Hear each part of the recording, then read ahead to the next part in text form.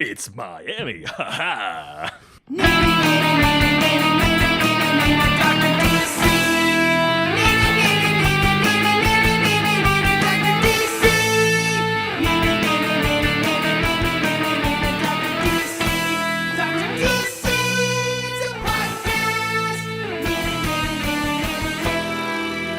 Welcome, residents, to the Dr. DC podcast. My name is producer Richard, and across from me is the doctor himself. Hello. Each week, we... What was that? Did you actually lose it? What? Each week we... What? I don't... Talk about the weird and wonderful world of DC while fielding questions from listeners like you? Is that what you're looking for? I saw you scrolling. You have too many tabs open. What do we do? What do we do? Shit. Well, we are in luck, residents. This week we are joined by the chief in comics, Senor Dr. DC. Hello. That's right. Yeah. Dr. DC Senior or Senior. That's right. Turn the volume up and sit on your speaker because Easy. Papa V's in town. Jesus Christ. Yeah. You keep... I'm already so uncomfortable. Why? What's the problem? Well, you keep bigging up my dad as some kind of like sex machine. And I'm not. Right? You're here. You could be. I think the point is more that I don't need or want to know. I'm just saying. Let me tell you about the time I met your mother. No. Yeah. Wait, the time you met her? Yes. My father, who's Sex machine. who's basically a Ken doll to me, just Not a Kendall Jenner. No, that would be strange. That would be weird. no. But in a Ken doll, the fact that he's very handsome and many women want him. Damn it. Dig up. Jason, no. Henry Cavill, no. Or that Chris Evans, no. Oh my God. Oh God! That's not, I'm out of options. The only men I can think of. The ones you're attracted to. They're all beefcakes. Yes, my dad is in town and he's back on the show. You may remember him from issue 61, the Pocket of Logical Inconsistencies episode. That's right. But this time, when he embarrassed himself with his lack of flash knowledge. I do that every week. It's fine. we always embarrass ourselves. Yeah, I mean that's outside of comics in general. Yeah, just by putting this out into the world. That's podcast in general is an embarrassment. So. But we talked about it last time that you were on, but when you were growing up, you read a lot of Legion of Superheroes comics, and we thought it would be a good time to talk about them. You know what? I came prepared. I got some fun facts about the Legion. Okay. Well, let's save them because first we got to jump into the news. Normally we find out a little bit about the guest, but we've already done that. So now we need to catch up on some hard facts. Yeah, there's lots of news. I think some of it, if it's what I'm thinking of, will make you happy. Oh, well, let's see if I've gotten that. Let's start off. We've already mentioned this character, but Aquaman. Oh, yes. Aquaman sequel gets its official release date. Right, and it's later, right? It's like 2021 or 2022 or something like that. It's a little ways away, and I think the idea is that maybe there's like an unnamed slot. 2022, yeah, December 16th. I think there's like an yet unnamed release slot for a DC movie in like late 2020. I think the thought is maybe that the Trench like spin-off from Aquaman will be in there. The horror and then movie. Aquaman 2 would be a couple years after that. So, Mr. DC Senior, we haven't gotten your sort of feedback on the Aquaman movie. How did you feel about it? Well, I haven't seen it yet. What? How would you let this? There's a rift in the family right now. We're actually here seeking mediation. Fear not. 1, I've got it on my computer right now. Woo! 2, I've got a USB. I'll put it on. Woo! 3, you're leaving here with Aquaman. That is unacceptable. That's going to be the new house policy in my place. If you come through the door, you leave with Aquaman. DC Senior doesn't pay $12 for anything. Oh. Yeah, it's I a real usually cheapskate. I usually wait till the Korean dubbed movie comes I out. was gonna say, I'm like, does this lead into the story about how he met his mother? But Oh no! Oh no! It's a good thing my mom doesn't listen to this. oh yeah, thank God. But yes, so you have not seen it, so that is unfortunate. But what do you think about this potential trench? So there are these creatures in Aquaman called the Trench. They used to be Atlanteans, but over time they sort of morphed into these. They kind of look like anglerfish, sort of humanoids, and they're sort of feral, and they live in the trench. But what's really exciting is that this movie is going to potentially, because it's going to be a James Wan sort of spinoff, who's famously a horror director. He's going to be making a horror DC film with the Trench. Would you property. be interested in seeing like the superhero world, but explored more through like genre kind of things, like horror or Western or Yeah, absolutely. Because I don't like. Because we've never had a Western DC movie ever. Never happened. We don't talk about it. No.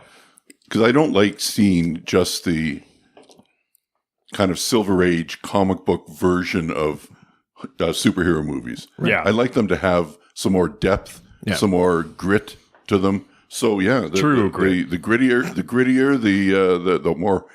I'm not a huge horror genre fan, but anything a little more tough than the kind of milky 60s versions of superheroes. And yeah, absolutely. That being said, going the other direction, have you had a chance to watch any of the like Teen Titans Go? Yeah. No, sorry. I watched the Netflix the Titans. Teen Titans. Yeah. Yeah. I like that. That was really gotta good. watch them. Teen Titans Go. Yeah, we've told him about Teen Titans Go because Maggie is super into it. But yeah, he's watched all of Titans. You said you liked it. I did. Yeah. I really liked it. I liked the kind of the darkness that's in it. Yeah. Very much so. Yeah.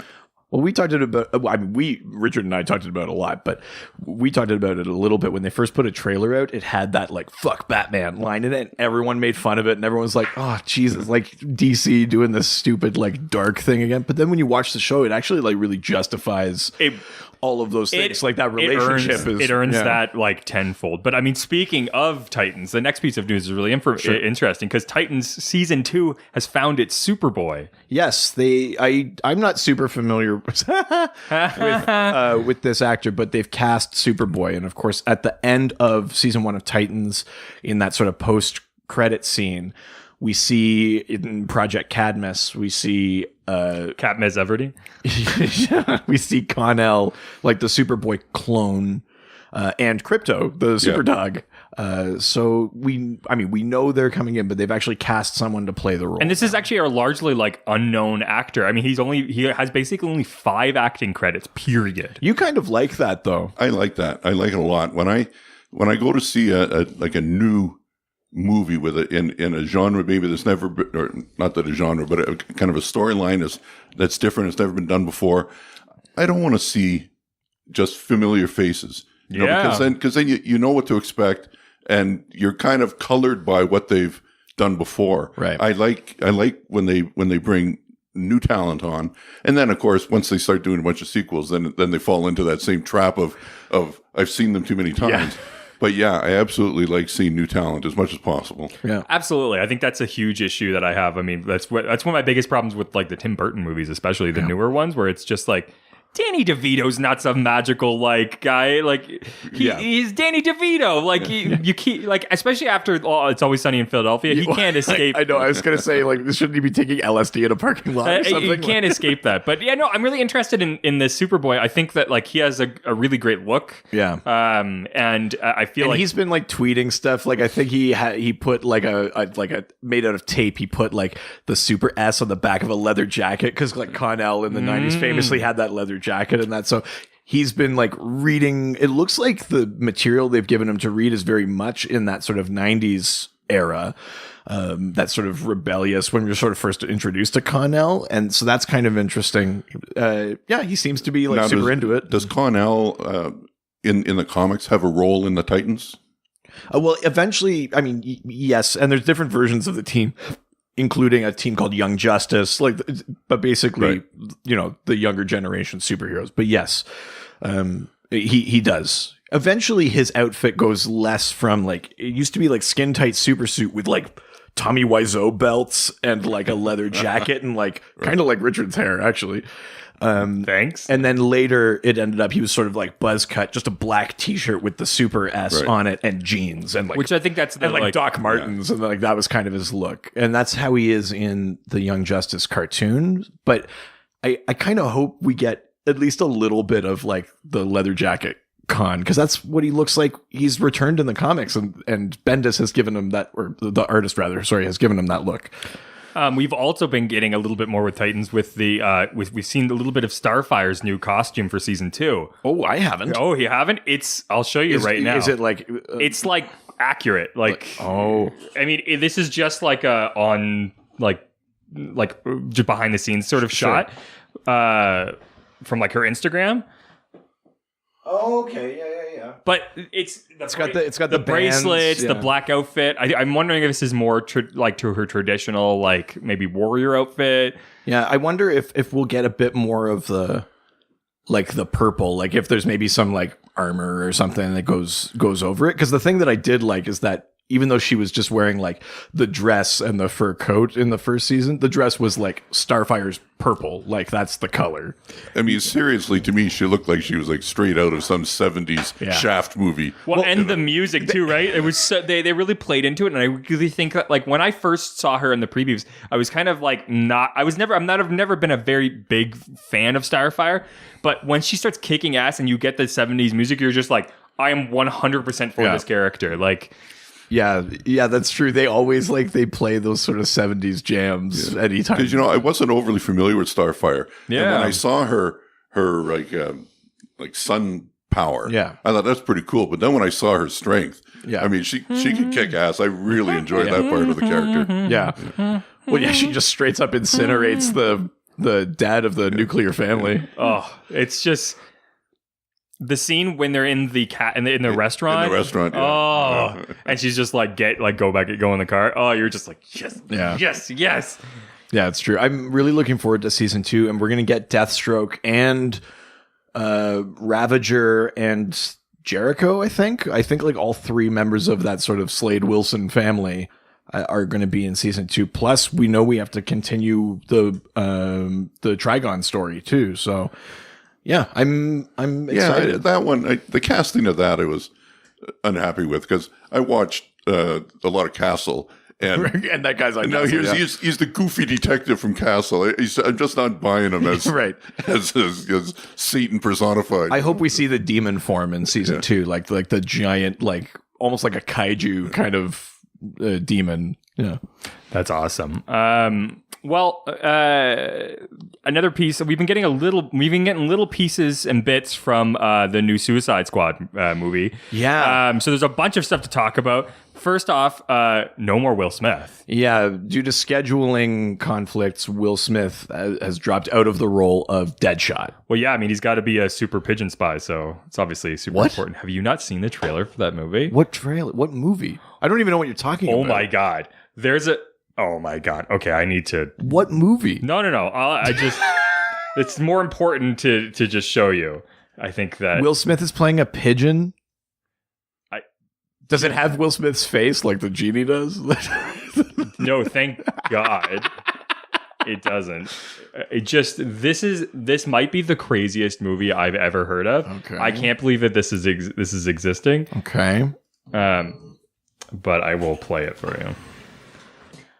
That is the stupidest movie, the stupidest looking movie I've ever seen. Someone is paying for this. Someone paid millions of dollars to make that happen. How is it weird that like enough movies have surprised me that I'm like, what if it ends up being really good? I thought the Lego movie idea was stupid.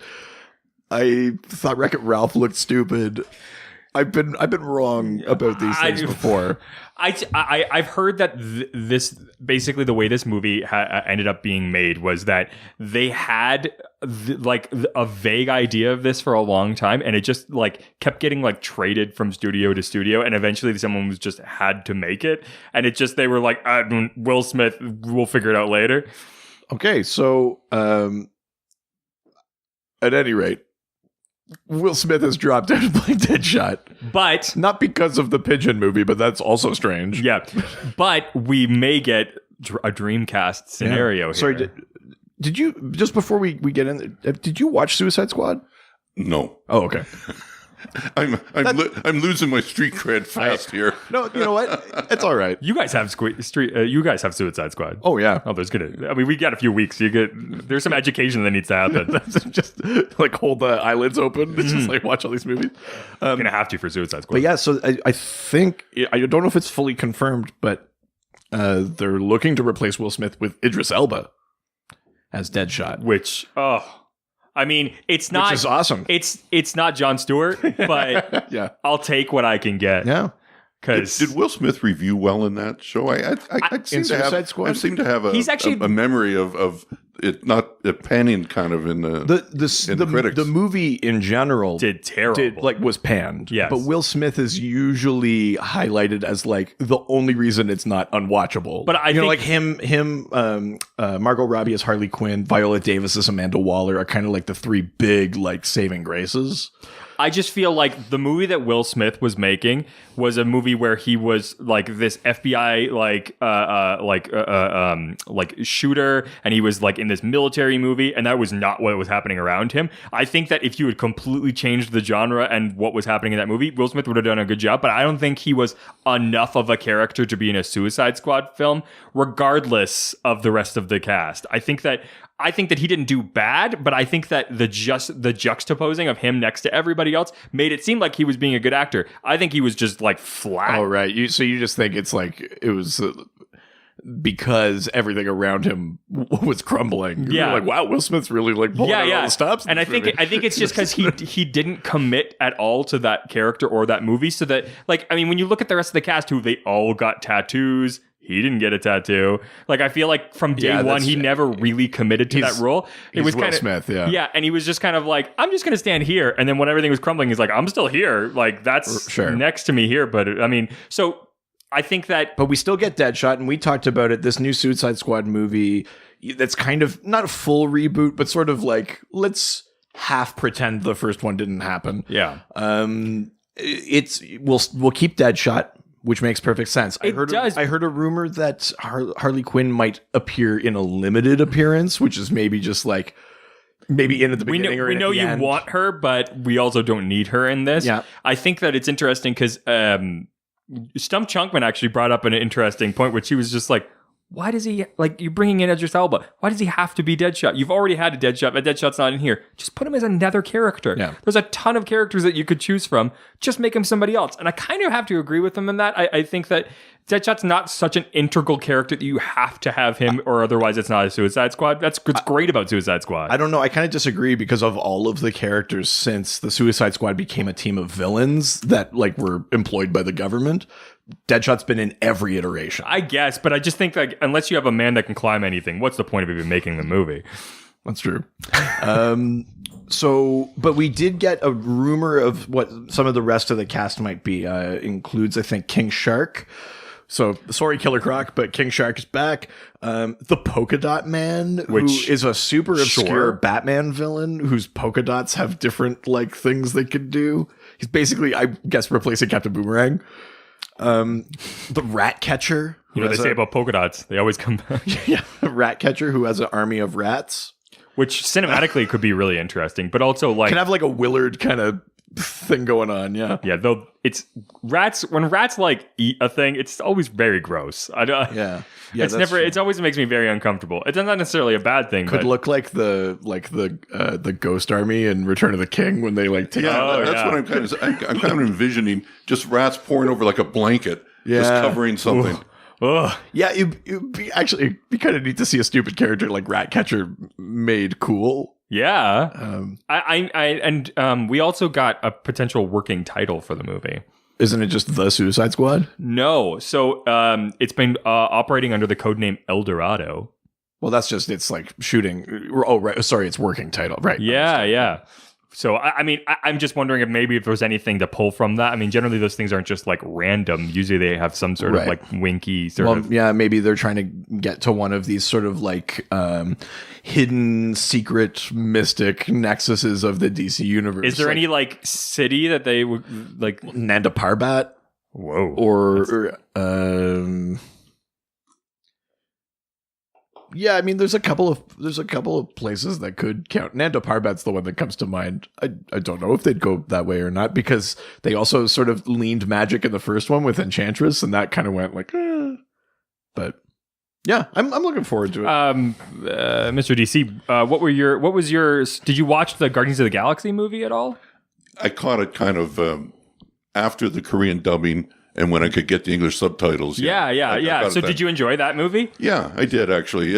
It surprised me because going into it, I wasn't sure. I thought like the Groot character was going to be more the way that, Disney always has some wacky sidekick thing. Yeah, absolutely. But yeah, the movie came together really well and I enjoyed it. So we're getting that same director who's going to be doing, James Gunn's going to be directing the Suicide Squad, which obviously he didn't for the first film. So there's a lot of questions around, is he going to be bringing that same sort of style of humor?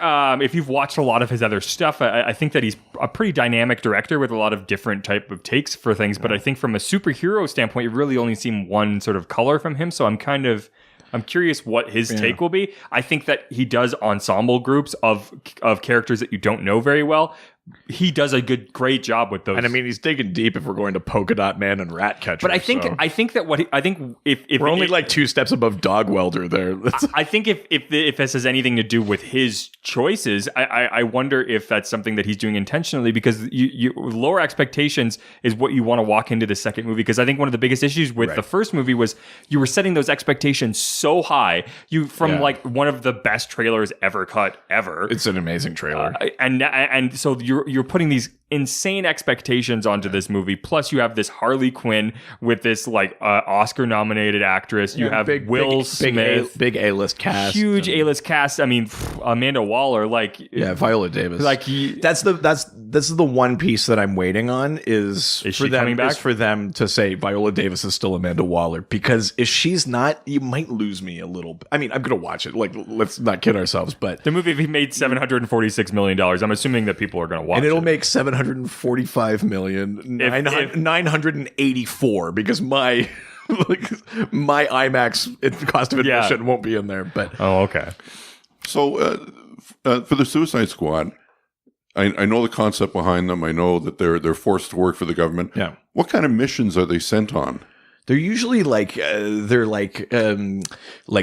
to gather intel, or you have to go into this hostile nation and stop a terrorist, or it's those kind of things. But because Amanda Waller wants to defend the world / America at any cost, it's you do what you have to do. But if you get caught, we're throwing you under the bus. We're going to make it look like this was just a bunch of villains doing something. So they end up sort of in this gray area thing where it's maybe it's not about disarming the nuke like a James Bond thing would, but it's make sure it detonates there or something like that. Is there a subplot in there where they're trying to also find some way to deactivate their head bombs? Well, yes, if it's written well. And there was a bit of a subplot in that first movie, but they didn't get it right. We had Heath Corson on the show a few weeks ago, and he wrote an animated Suicide Squad movie. And in that one, they do that subplot very well, because the premise of that movie is that the Riddler figures out how to disarm the bombs,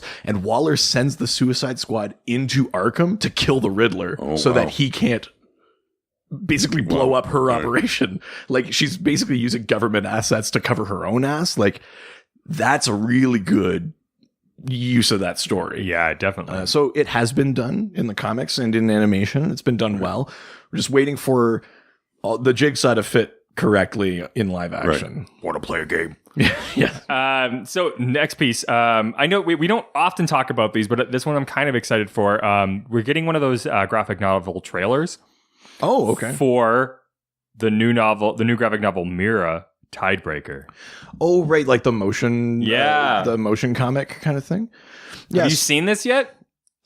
No, but I know. Yeah, it's mostly just that they're so aggressively marketing this.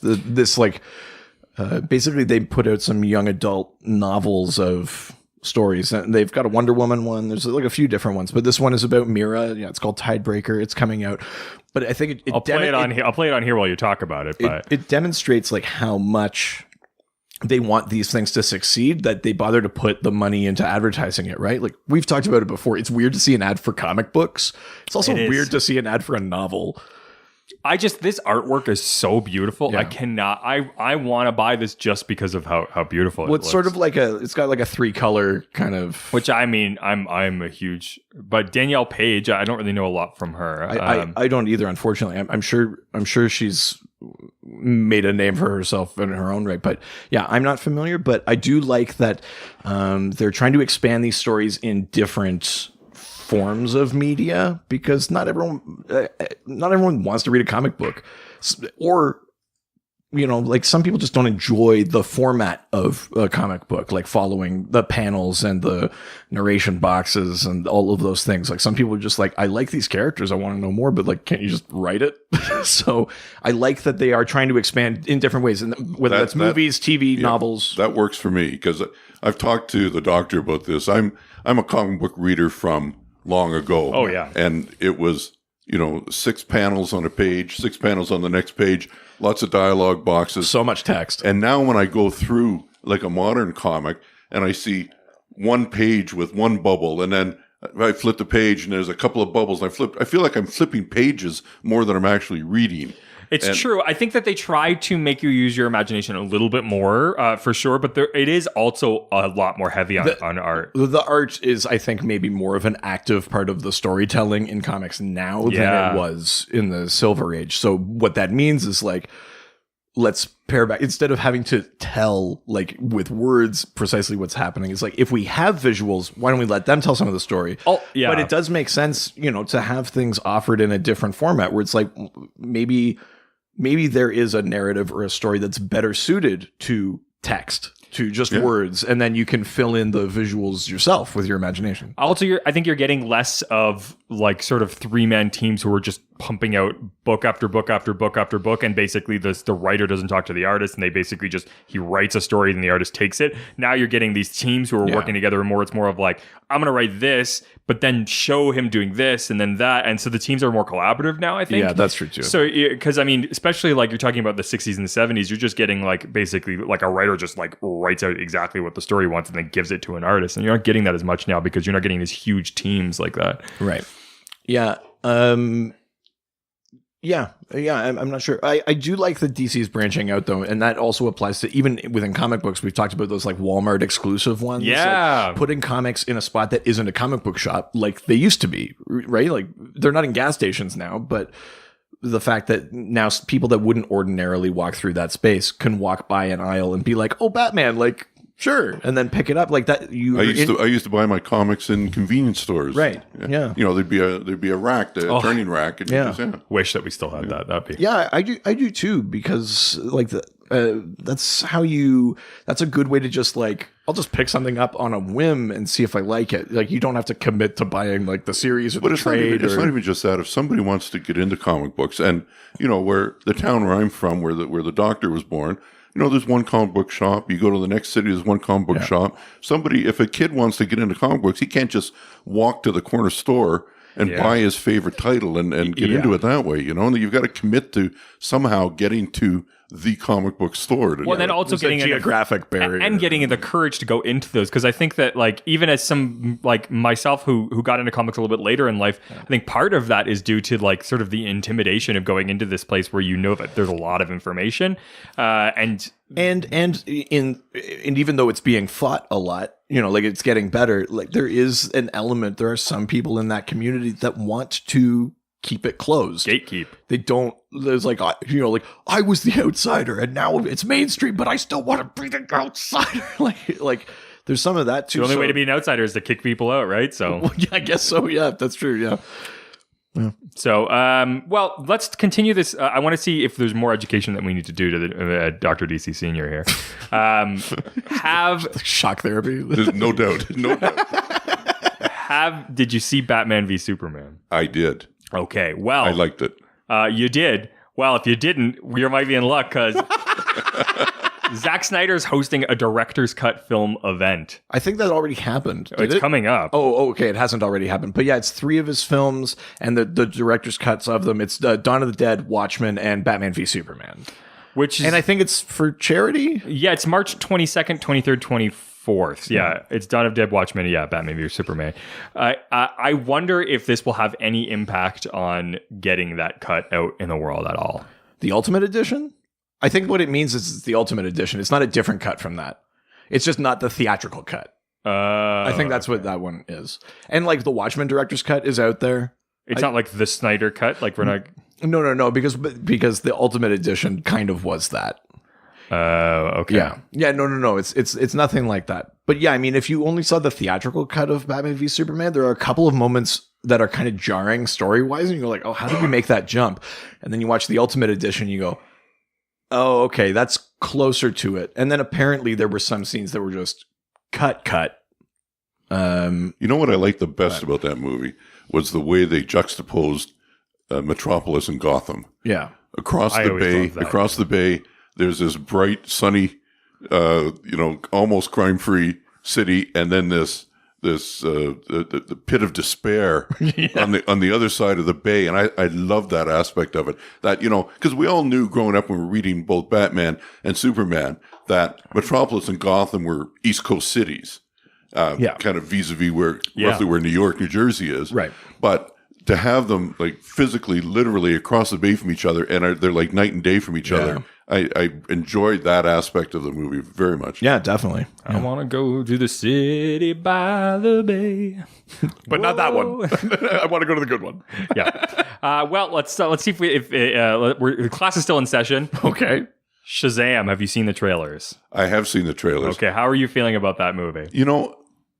I wasn't sure before I saw the trailer how they're going to handle like a man-child. I mean, you realize you have a son, right? I do. Of the two of us. Yeah. Oh, yeah. Okay. But yeah, I love it. I love it. I love the way he's still a kid in the adult body, but not in a corny, schlocky sort of way. Yeah. It's like he's genuinely. He does play it very sincerely. All the stuff we've seen in the trailer is really genuinely earnest. Amazed and astounded at what he is now. Yeah. But he's still a kid, and he still relates to his friend. Well, and in that latest trailer, like it's even just the idea of like he's like, I could shoot lightning bolts, and he just starts doing it, but then he causes that bus accident, and then he catches the bus and saves. He's like, I did it, I saved them. He's like, no, you electrocuted a bus. And then, but then I saved it. But then I saved it. Yeah. Oh, yeah. I'm looking forward to that. I think that might be one I might go to see before the Korean version comes out. Wow, that's special then. What I think is great is we're already starting to get some feedback on the movie, and people are just saying it's as incredible. Yeah, the social media embargo lifted, and it seems to be very positive. Yeah. So. Which is good. I mean, we were excited after Aquaman because Aquaman, Wonder Woman is obviously a very good movie. Aquaman was different, maybe more sort of bombastic and fun than Wonder Woman was, but good in a different way. And then it was like, you're kind of building a bit of momentum. And so the first thing you said when we came out of Aquaman is like, I'm excited for Shazam. Yeah. It made me go, oh, they can do bright. They can do fun. Yeah. They can do silly, and it still feels like a DC movie. And I think that's the most important thing. They didn't Marvelize themselves. Yeah. I think which they've tried to do in the past, and that didn't work out. And I think now they're going, look, like they're neither copying nor like I'll just do the opposite. They're just kind of telling a story, doing it the way it should be done, and they're not trying to connect it to something. They're just like, I think they're fine. I think this is we're in sort of the new renaissance of DC movies where they're going, okay, we figured it out. Yeah, we're not going to do what they are doing. We're just going to do these individual stories. Some of them might connect, some of them might not, but that's not what's important, right? Because honestly, the early DC movies weren't good when you compare like Green Lantern. Yeah. I think we started with a bang, then it went down, then it went back up, then it went quickly back down again, and then it went back up, and then went quickly back down, and now we're on a back up again. I think that's so. Hopefully, we'll get a few movies out of it, and then it'll go back down again. Well, and listen, like not everything. This is part of the problem too. Is we're sort of in an era of like the hyperbole thing, where like if it's not the best thing, it must suck.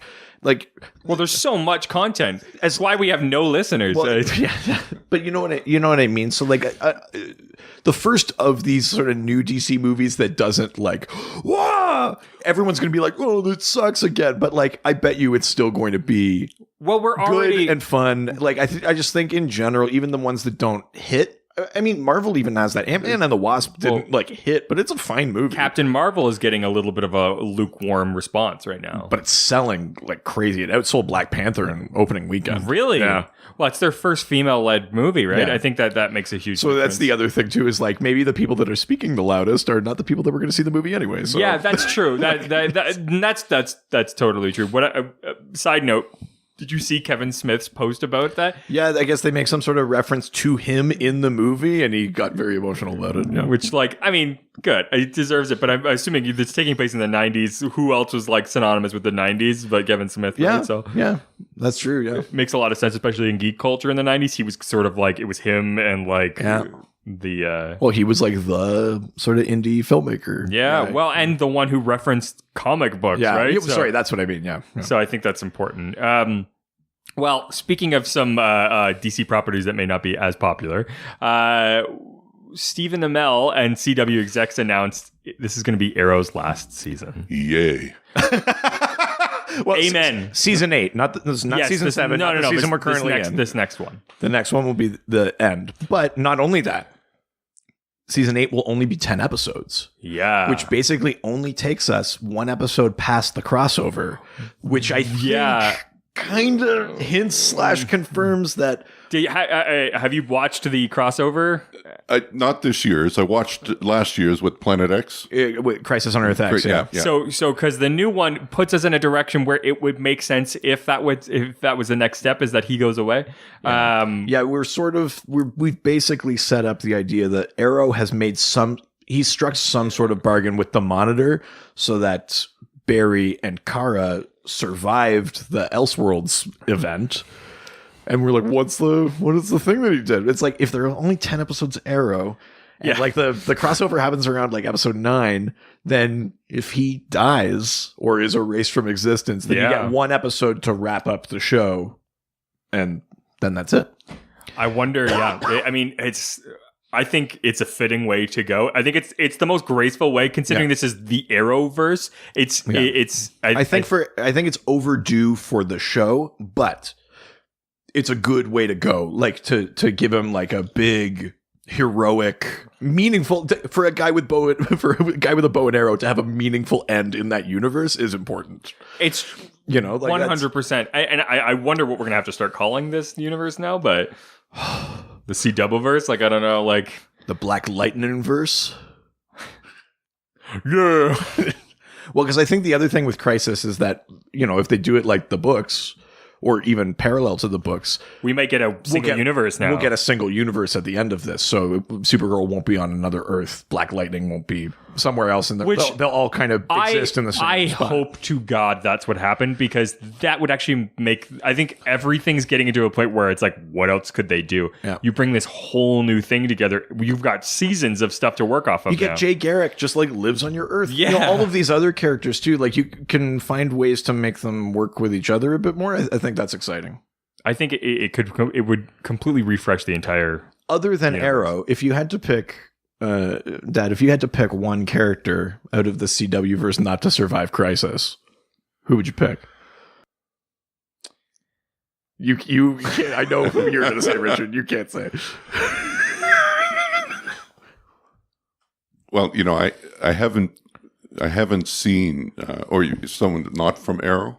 It can't. Well, I just mean not Arrow. Not Arrow. Yeah. Other than that character, it could be someone from Arrow. I fell off the Arrow train in season 3. No, good. No. Fuck Arrow. It was a slow moving train. Yeah. Yeah.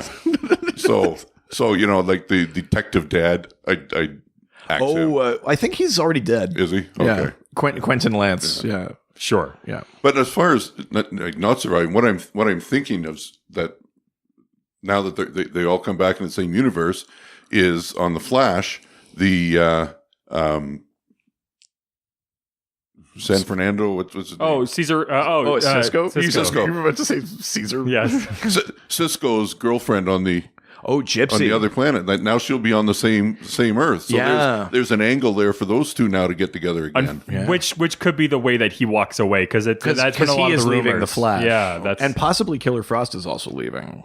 Which I wouldn't after this season. I mean, I wouldn't be terribly upset by that, but we need to get some good sort of side characters then, because Like their daughter is great, but I can't see that lasting forever. Fewer speedsters, more other. Yeah. I'd be interesting. I don't like.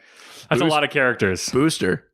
I mean, yeah. Then you got me. You know. Yeah. I mean, I'm. Well, I know the character that you would erase from existence is James. What do you Remar. mean? What do you mean, Jefferson? James Remar from Black Lightning. Yeah. Fucking Jesus Christ. I fucking hate him so much. I know. Yeah, you know, I mean, he would be so upset by it. He would be crying like, "What are you doing? I'm so upset by this. This is terrible news to be getting." Jefferson, there's a crisis on infinite Earths. Fucking piece of shit. Well, speaking of speedsters, we've been finally getting a little bit more information about the Flash movie.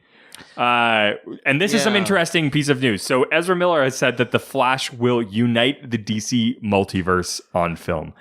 This is a really interesting statement, I think. I think the fact that if they're even touching multiverse at all is very exciting. I'm into the idea. I mean, if you're looking for like what is something unique about this character, I mean, a couple of the things you could either go the time travel route, which is obviously like Flan killed my parents, or like killed my mom.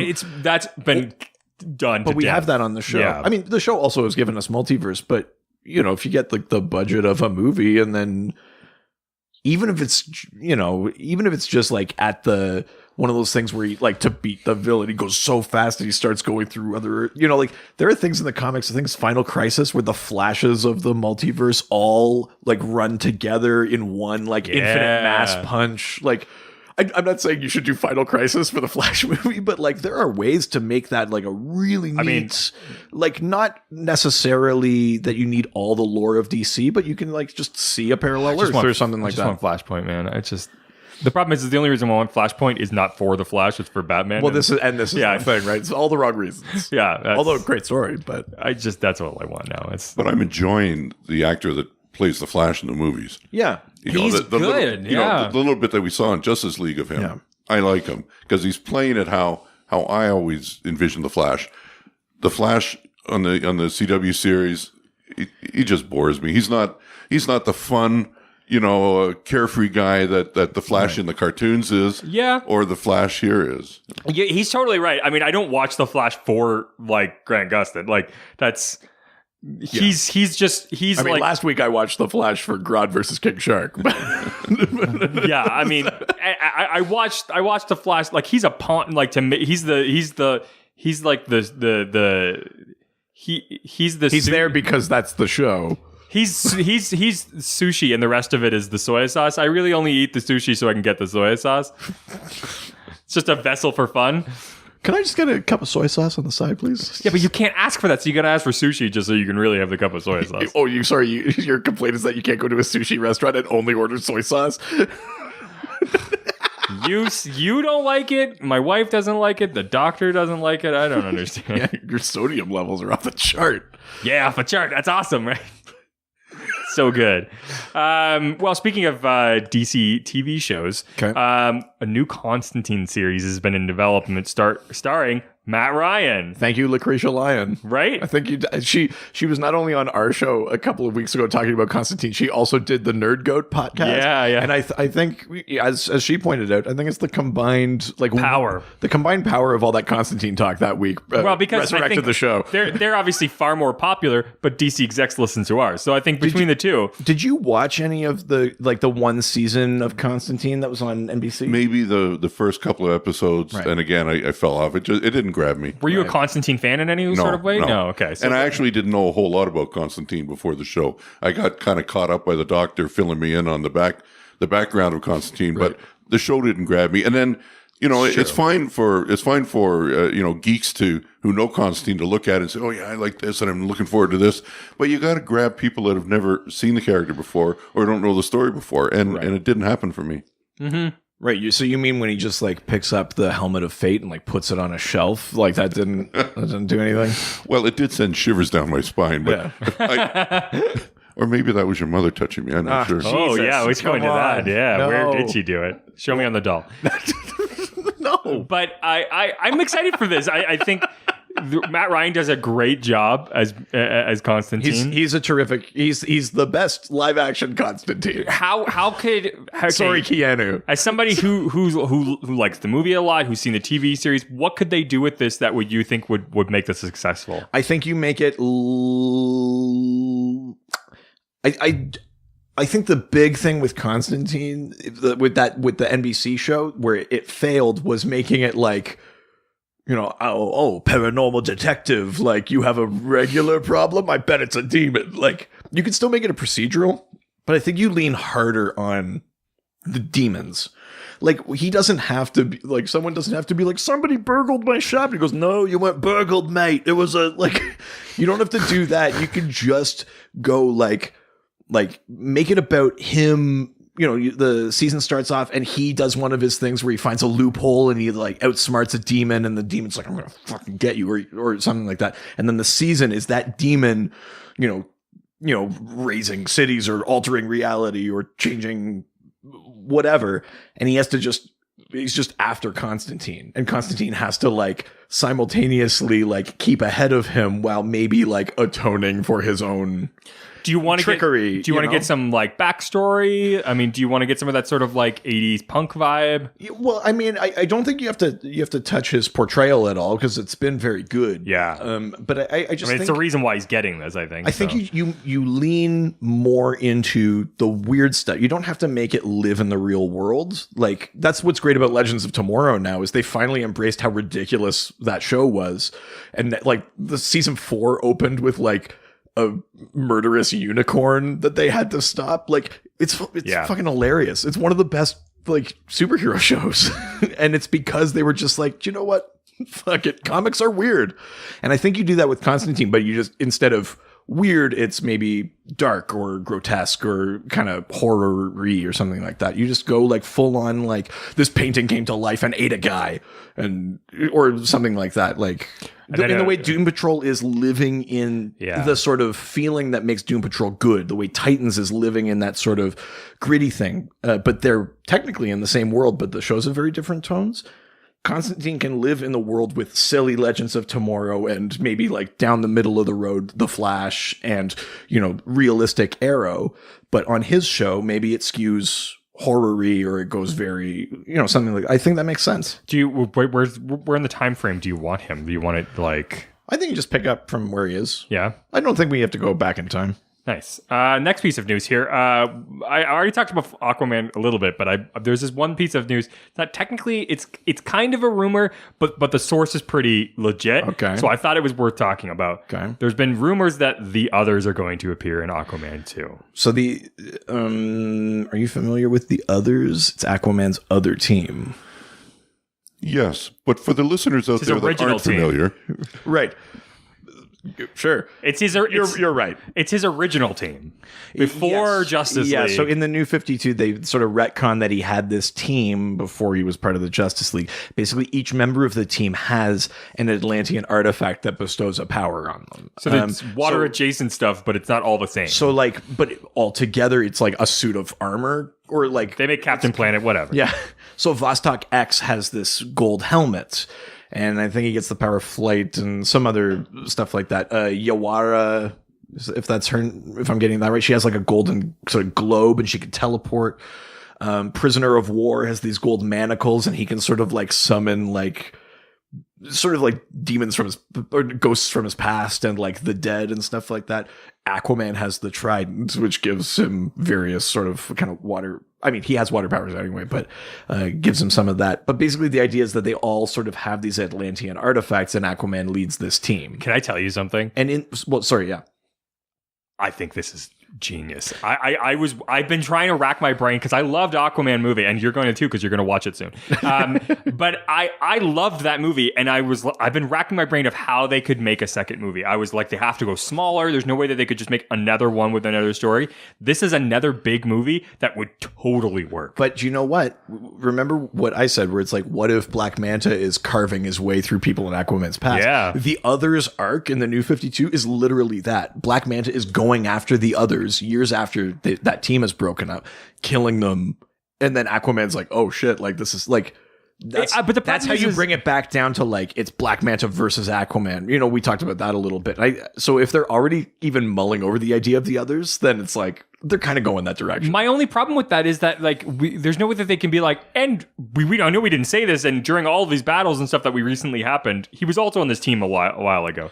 Well, but you could, I mean, but it wouldn't be the same way it was in the comics where it's They would like, have to be- we're a superhero team. It would be like in his travels as like a lovable drifter, he came across these other people. And maybe that's or something like, or he never knew them, but they have found these Atlantean artifacts, and maybe that's the maybe way to they do it. come together through like there's Which always is- a different version of it. Yeah.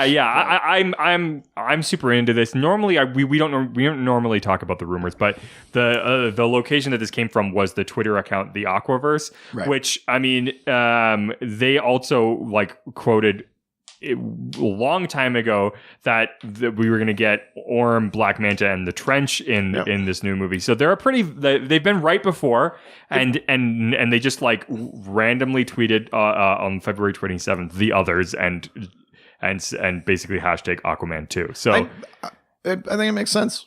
I think this solves my concern for it. Now, if this is the way direction they're going, I'm on board. Yeah. Because it's a completely different direction. We don't have to worry about Jason Momoa being a great actor. Yeah, They can just be more kick-ass fun guy and not have to try to. Because I mean, generally, when you get a second movie, they go, okay, now we got to really get into the character. It's not what you want to do with Jason Momoa. You want to go like, just keep being like. Jason, what about if in this scene you lose the orange shirt? Okay. Woo! My man. Aqua, my man.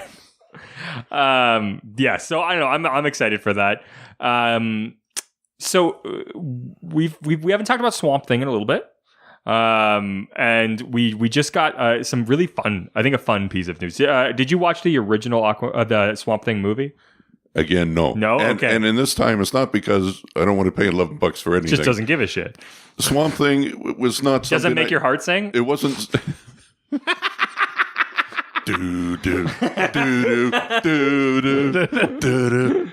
Swamp Thing. It wasn't something I grew up with, and I really don't know much about Swamp Thing other than what the doctors tried to explain to me. Yeah. I really don't know a lot about Swamp Thing, so no, I haven't That's watched quite it. all right because I hadn't either. But you're probably familiar with Adrienne Barbeau, very famous horror actress, who was in the first Swamp Thing movie. Yeah. But she is returning for some sort of role in the Swamp Thing TV show series that they're making right now. I'm assuming it's gonna be somebody's like grandmother or something like that. It would be my guess. Somebody's mother. Something, yeah. But I think that But just including her, it's that nice bit of fan service, and they're making a lot of really good, really well thought out choices with this, which is it keeps getting me excited because I don't really care about her, but what I care about is that they're putting thought into it to the level that they're including previous actors who were part of the franchise. When franchises do this type of thing, you know that they care about what they're making, and it makes me really believe in what they're about to do. And so the hype train's moving, and I'm not stopping it at this point. I'm very excited. I'm excited for that one. Yeah. Absolutely. We got a few pieces. This is My God. I know we're an hour in, but there's a lot of news. Jesus Christ. DC debuted the biggest and most insane bat costume ever. Have you seen the Bat Cavatron? What? Have you not seen this thing? Oh my God. Wait, is it from Justice League 19? Because I haven't read it yet. Okay, well, it's not going to spoil it from looking at a costume. God damn it. Hey, it's not my fault you're behind. Is that an Autobot? Is this like a Transformers crossover? It's so funny because like literally everyone was just like calling it a Megazord. Oh, yeah. Basically, yeah, he trades in his armor for what is basically a Megazord. Like it's his Mega Batzord when he rips off like Joker, the roof on Joker's hideout. Oh, okay. I think that's awesome. I just needed to talk about that thing. That's pretty dope. If you haven't seen that yet, and it literally says Bat Cavatron fully operational. I do like when they lean into like how ridiculous some of Batman's technology is. Hell yeah! I don't know. This is one that makes me smile. I thought It's like Batman Ninja. Yeah, there's no way he's seen it. Oh no, you've got it still, don't you? Yeah, but I don't know that's. No, it's not up his alley. No. There was like a Japanese like anime like Batman Ninja movie, and it's just as crazy as you think it might be. animals turn into a machine. Yeah. It's the greatest thing very I've ever weird, seen. yeah. Oh god, that's so good. All right. Harley Quinn, the TV show that's coming out, we're getting a little bit of information from that through Haley Coco, has been teasing the new sort of animation look, and I do not like it. Oh, I think it's all right, but yeah, it's an animated. It's like an adult, not porn, but like an adult animated Harley Quinn show. So this is the sort of like imagery you got. I don't like the look of Joker. I think it's super cartoony, but not enough to be like Teen Titans Go. I don't know. I need to see like actual footage, I think, to make a judgment call. I also don't like Haley Cuoco, so I think that's part of the problem. But. Yeah, so she's the one from Big Bang Theory. She's playing Harley in this series. We actually don't know very much about it. I think there was maybe a shot of her and Ivy, so we know that like their relationship will sort of be in that show. But other than that, we don't really know that much about it at this point. I don't know. For me, it's like if you don't get that sort of like 1950s like secretary at a detective agency vibe from her, I just don't. Arlene Sorkin, right? That's the model that it was based off of. That's what it needs to be, though. Like I feel like that's the sort of voice for that character. Right. So I'm just like, I can't imagine Haley Cuoco doing that, considering she's not much of an actress when she's just being herself. But throwing some shade. Shots fired. We mentioned it last episode, or last time we talked about news. But the Year of the Villain. Yeah. Scott Snyder teased how Year of the Villain was going to affect the DC universe, which I didn't know it was going to at all. I actually haven't read this yet. No. Yeah, I mean, I can go into it a little bit. Sure. Basically, so if you didn't listen to the previous episode, the DC universe is about to be a good place to be a bad guy. In May, DC will kick off the Year of the Villain, which is with a one shot that sees Lex Luthor launch his master plan to topple the Justice League for good and establish the Legion of Doom as the master of the DC universe. Right, because this is what the Justice League book has been building towards. They're both sort of after all of these energies that have been pouring into the multiverse ever since Dark Knight's Metal. And the Legion has basically been getting the upper hand at every turn. And right now, the Source Wall is completely destroyed and the multiverse itself is dying.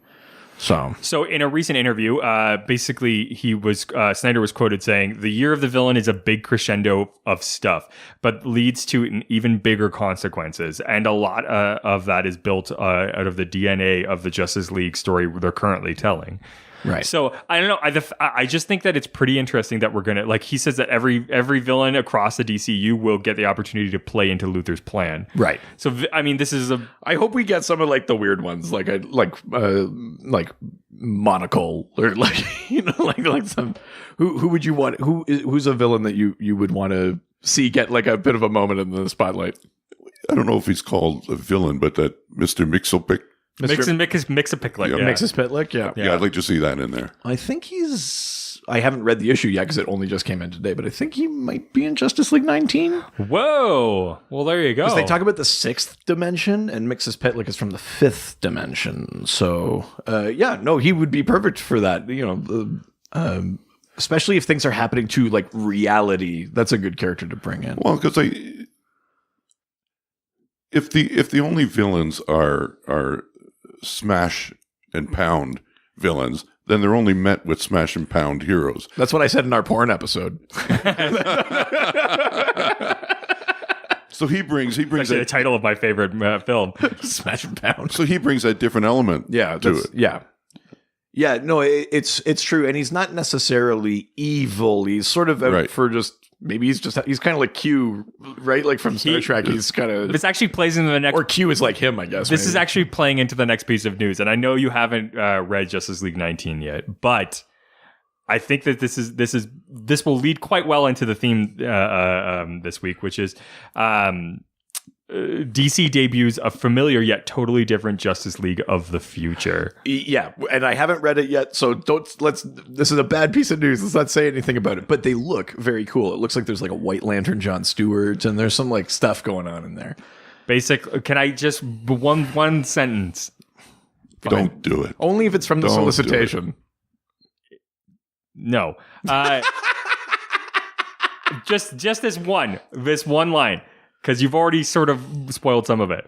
No, I haven't. If the Justice League wants to have any hope of stopping Perpetua from changing the multiverse back to its original state, they'll need the magical imp Mixes Picklick to take them there. Yeah. It's exciting. Yes. This is good. This is the issue I have not read yet.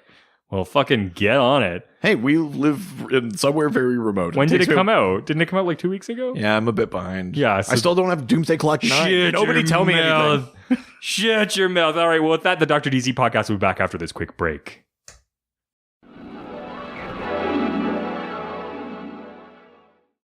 This episode of the Dr. DC podcast is brought to you thanks to our sponsor, Great Lakes Grooming Co. Honestly, I've been using this product actually for a really, really long time. I, as well, have a very large beard, same as the doctor. I think mine actually might be a little bit bigger. So my favorite products are, first of all, that beard oil. I've been using it for a really long time. I've actually not had to use cologne because of it. I actually stopped using cologne because it was just, that smell of that beard oil is amazing. I also have a very rough and dry beard usually, so this has been making it super smooth. And then I have to say that my second favorite product is that Noble Selves hair styling cream. It's a medium light holding, which is really nice. It's hard to find a good holding cream for your hair. I've used waxes and gels and sprays and all that stuff, and it never really, really works. This stuff makes my hair look amazing. It holds for multiple days on end for people like me who don't like to shower. It's honestly a great, great, great product. So I've been super happy with it so far. I think you guys will be too. Great Lakes Grooming is meant to be easy and ready to use, rain or shine. All their products are purposely designed and environmentally responsible, handmade in Canada, ready for adventure wherever one may find themselves. And lucky for you, listeners, you get 10% off on the Great Lakes Grooming's regular price products by going to www.greatlakesgrooming.com and using the promo code DRDCPodcast. That's right, www.greatlakesgrooming.com, promo code Dr. DC Podcast. Now, back to the show.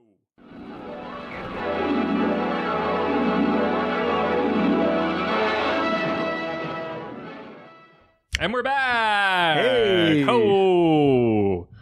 Hip hop hooray.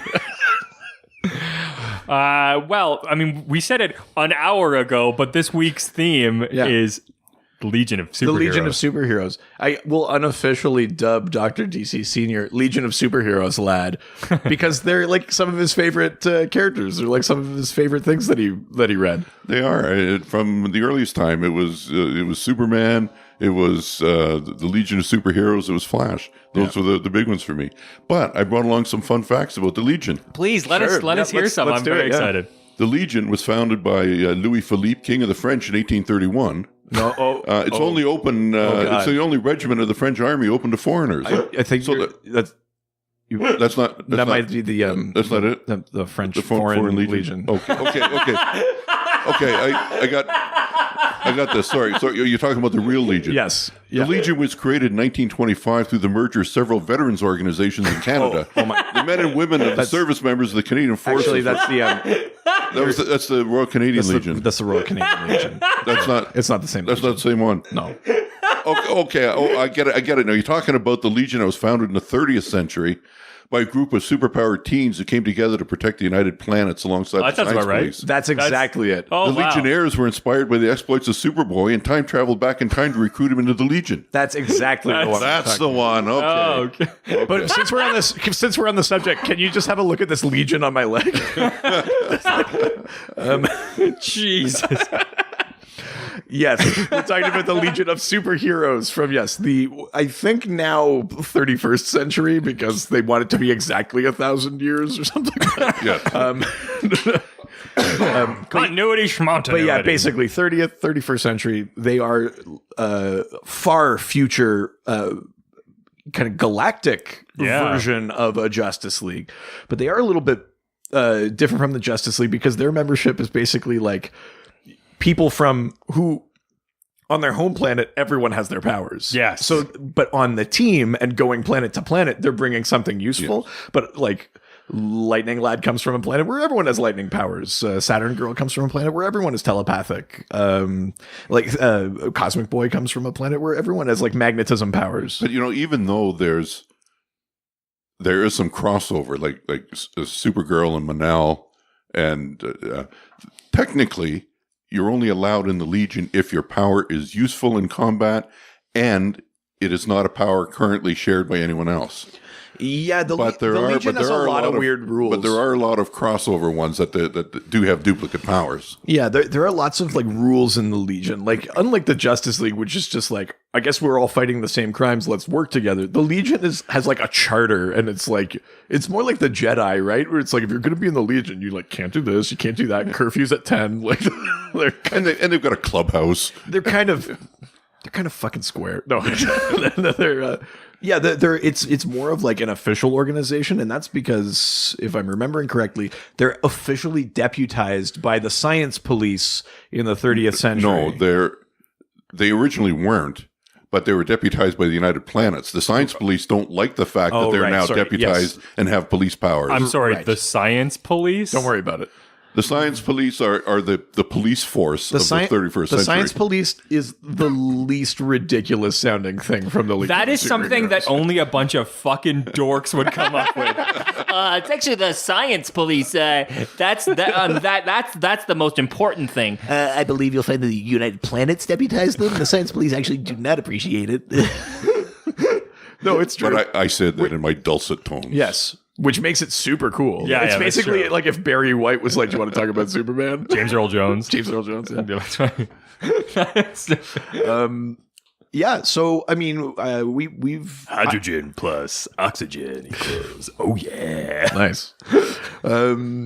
The Legion comics that I got from you are sort of from like the late 60s, early 70s, sort of that era. You've read some like New 52 Legion of Superheroes stuff, including in Justice League United and Legion Lost. The Legion Lost, yeah. And the Infinitus series. So that's the Justice League United one. But I mean, I call it Infinitus series. Sorry, you're right. The Infinitus Saga. I'm so sorry. I don't care what it says. I don't care what it says on the label. I'm so sorry. I don't care what it says on the cover. Yeah, that's right. You will respect your father into this room. Jesus. I'm sorry. So. I mean, obviously, you must have a special place in your heart for the Silver Age thing, but what do you like or not like about like the newer stuff? If you sort of comparing, contrasting. What I don't like about the newer stuff is they seem, in that Infinitus one, they almost come across as thugs, as wisecracking. Well, not the fun wisecracking, but just the disrespectful. We got superpowers. We don't care what you think. Right. I don't like that aspect of it. Right. And then you like them being like almost like maybe too wholesome to be law enforcement, like Superman. Sure, yeah. Just be nice people that are fighting evil. Yeah, sure, yeah. I mean, that Infinitus Saga is kind of like, that's a high stakes gambit for them too, because the whole premise of that is like their future is like wiped out and they come back in time basically to like kill a baby and that later wipes them out. But in all of the... Dun, dun. It's... dun, dun, dun, dun, dun. But in all of the Legion ones, there's also a lot of conflict within the Legion. Yeah. There's always somebody who's angry at someone else for some slight. There's always someone who doesn't like the fact that they're now the rotating president of the Legion. There seems to be a lot of internal conflict in the Legion that you don't necessarily get in the Justice League in the same way. Maybe because they're teens, so it's a hormonally driven thing. They're not adults. Yeah, that's true. They are generally younger than the members of the Justice League are. Yeah, that's true. Yeah, I mean, it's funny because, I mean, obviously I've read the ones that I got from you, but I'm also like, because I am in the era where I, like the tone of comics, I'm used to modern comics. Yeah.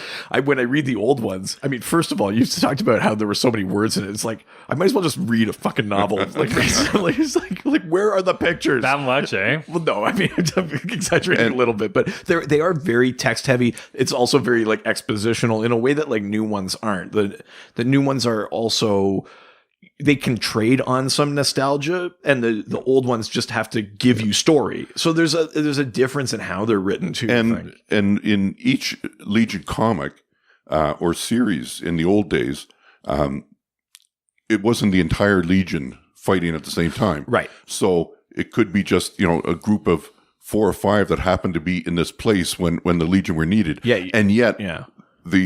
whatever they were fighting required the specific powers Right. of those ones that happened to be there at that time. Thank goodness this team got dispatched. Yeah, there's a tower falling over. Who can stop a tower falling over? Well, Bouncing Boy can. He's there. He can stop it.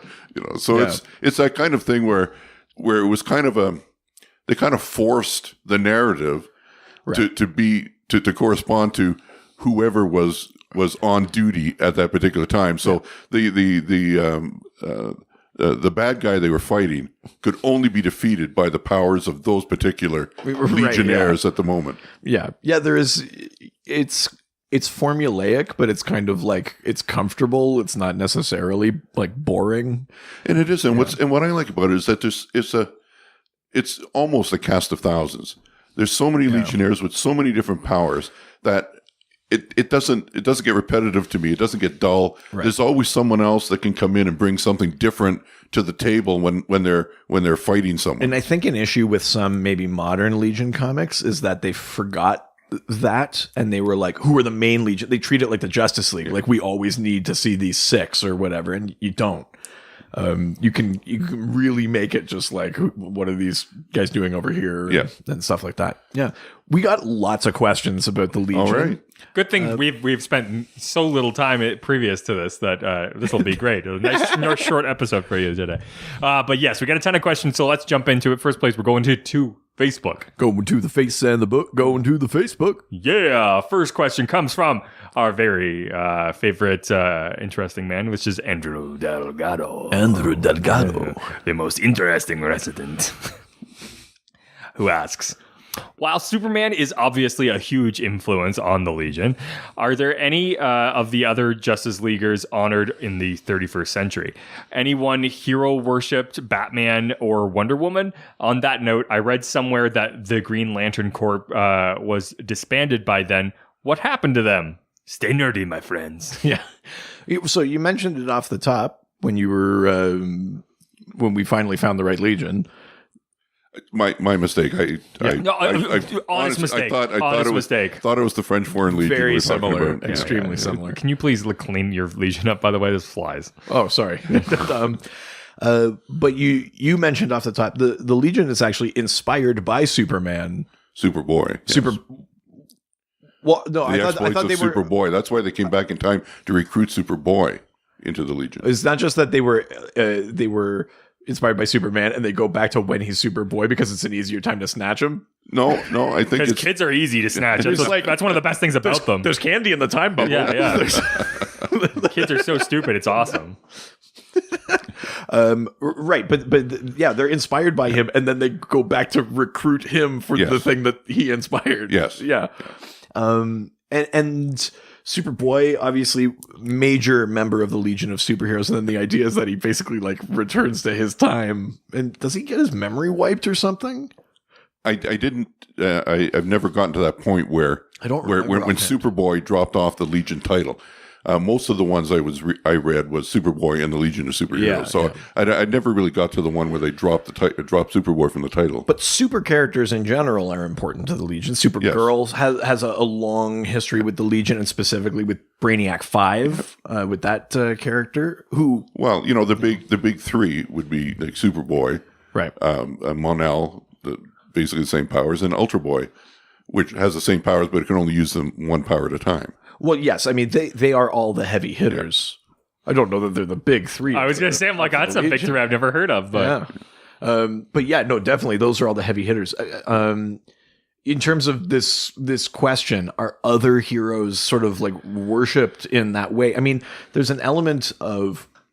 Like they tell the tale of Batman. We know that there's a Flash museum, and we know that into the 25th century... where Eobard Thawne is from, the Flash is remembered as a hero. The Flash Museum still exists because he wants to be the Flash and then learns that he is destined to become his greatest villain. So as far forward as the 25th century, we know that the Flash is still remembered. But from your reading of the more modern Legion and my remembrance of the older Legion ones, I don't recall any reference to anyone from our time other than Superboy himself and Supergirl. Certainly not Batman. no. The Bat doesn't make it, as far as I know.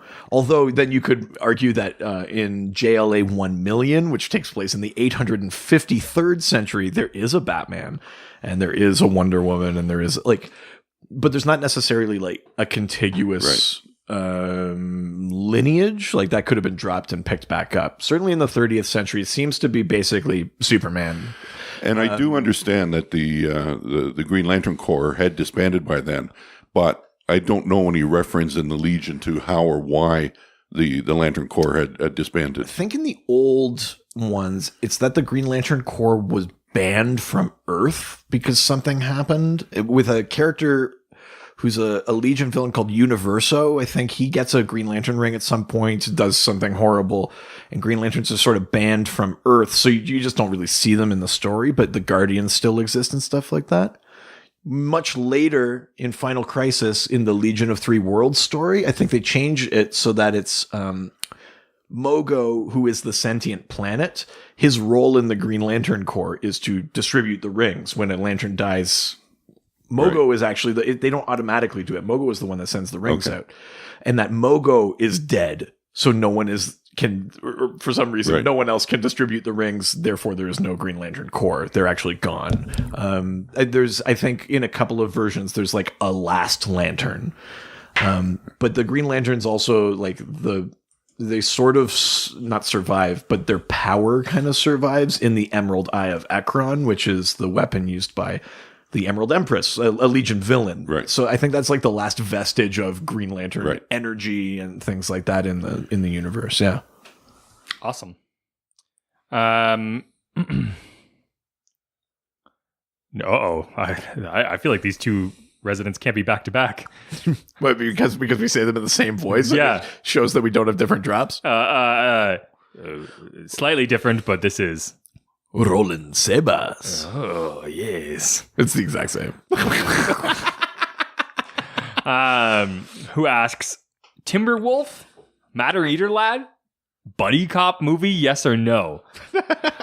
And can you explain who they are and their powers for those who don't know? Well, let's start with that last bit. Can you explain who they are? Well, I'll take a Matter Eater Lad. Sure. Who I always liked, but in the whole kind of scheme of great powers of the Legion, he kind of falls a little short. Yeah. You know, he's kind of these ones where you really got to get up close to use his power. He can chew and digest any substance.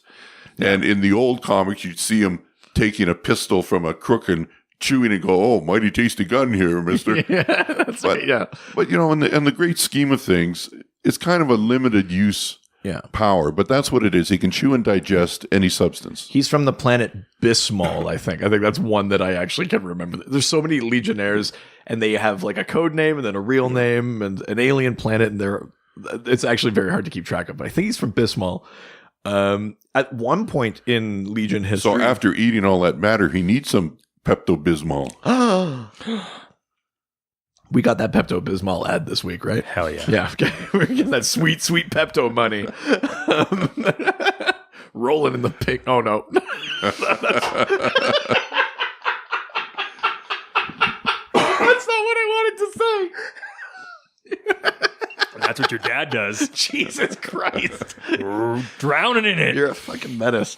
At one point in history, a Matter Eater Lad eats the Miracle Machine to save the day, but the intense energies of Element X and all the stuff that's in the Miracle Machine actually drive him insane. It's the one, I mean, he does technically digest it, yes, but it actually affects him. But yeah, otherwise, like he could get it. If he's in prison, he can get it by eating the bars and stuff like that. Timberwolf, I'm not going to remember his like real name, but he has like the sort of like if you think of like the non-healing Wolverine powers, like he can smell and track and hunt. He can grow kind of claws. He can sort of turn himself a little animalistic. He gets fangs and things like that. He's got heightened senses. Heightened senses. He has a certain degree of super strength and things like that. So I don't know if I know like that they're like buds in the comics, but Timberwolf and Matter Eater Lad, would they make a good buddy cop pairing? I'm not seeing it. Yeah, I don't think I see it either, Richard. No, not at all. Thanks for nothing, Roland. No. There you go. That's Timberwolf and Matter Eater Lad. You idiot. Next question comes from Adam Upper. Upper? I hardly know her. Your father's a movie. Oh, you really? Now we're... Get your shit together. Get it all up. The wheels are coming off the wagon. Jeez. Which has a very simple question, which may not have a very simple answer. Okay. 4 words. Is it proper continuity? The Legion? Yeah. We've talked about Hawkman and how much of a mess Hawkman continuity in the past was before this kind of current series that's sort of actually making it all make sense. Legion continuity is, I'd say, second hardest. Well, third. Donna Troy's in there too. But for a long time, it's one sort of contiguous future, basically the Silver Age, even post-Crisis. Like, the Crisis on Infinite Earths actually affects the Legion the least. They just kind of keep going. But then it's revealed that or then 0 Hour happens, which is the crisis in time. There's a Legion that's sort of preserved in like a time bubble outside of... That's that pocket universe. That's the pocket universe that the Time Trapper creates to sort of save them. But then there's like a reboot Legion, and then there's the Legion of Three Worlds. There's a 5 years later thing, and in one of them, I think it's the post 0 Hour one. This is the one that we were talking about earlier. They, instead of sticking with their sort of schlocky Silver Age names like Lightning Lad or things like, they get like cool 90s names like Livewire, like things like that. And there are some like, I don't know, that almost feels like it sort of it takes something away from the Legion. Like, yes. I as you were doing like research for this, were there any of those sort of like cool names that you actually liked that you preferred? No, because they were mostly just those impulse, like not to use that as an example. Yes, just those single word like ones. Yeah, like a singular noun verb kind of things. Yeah, like Triplicate Girl became Triad. But I also didn't. I know they were teens, but I also didn't like they were in the originals that they were all lad or boy or lass or girl. Yeah, you know that was the standard naming convention in those days too. But that got a little tiresome. Sure, but it's kind of gone too far the other way with those kind of. I think one of the only ones that cool one word names. The only two, at least main ones, as far as I remember, that actually kept their names were Saturn Girl and Cosmic Boy And Monel. Well, I guess, but and Ultra Boy or Ultra Lad. Oh, he did? Okay. But yeah, like Phantom Girl became Apparition. Yeah, Triplicate Girl became Triad. Lightning Lad was Livewire.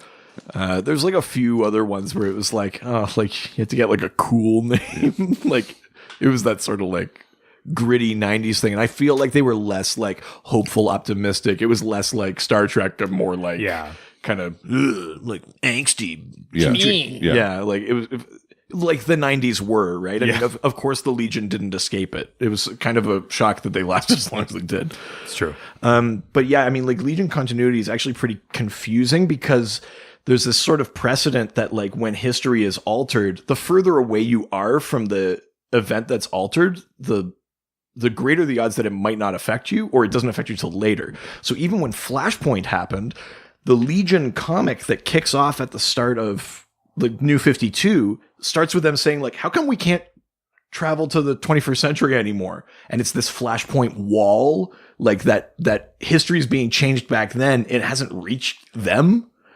Like that it's just affecting their ability to travel through time because the timeline's altered, but they are still the ones from pre-Flashpoint. So like even that, it's a cool idea like as science fiction, but it makes it like fucking hard to write and read and keep track of.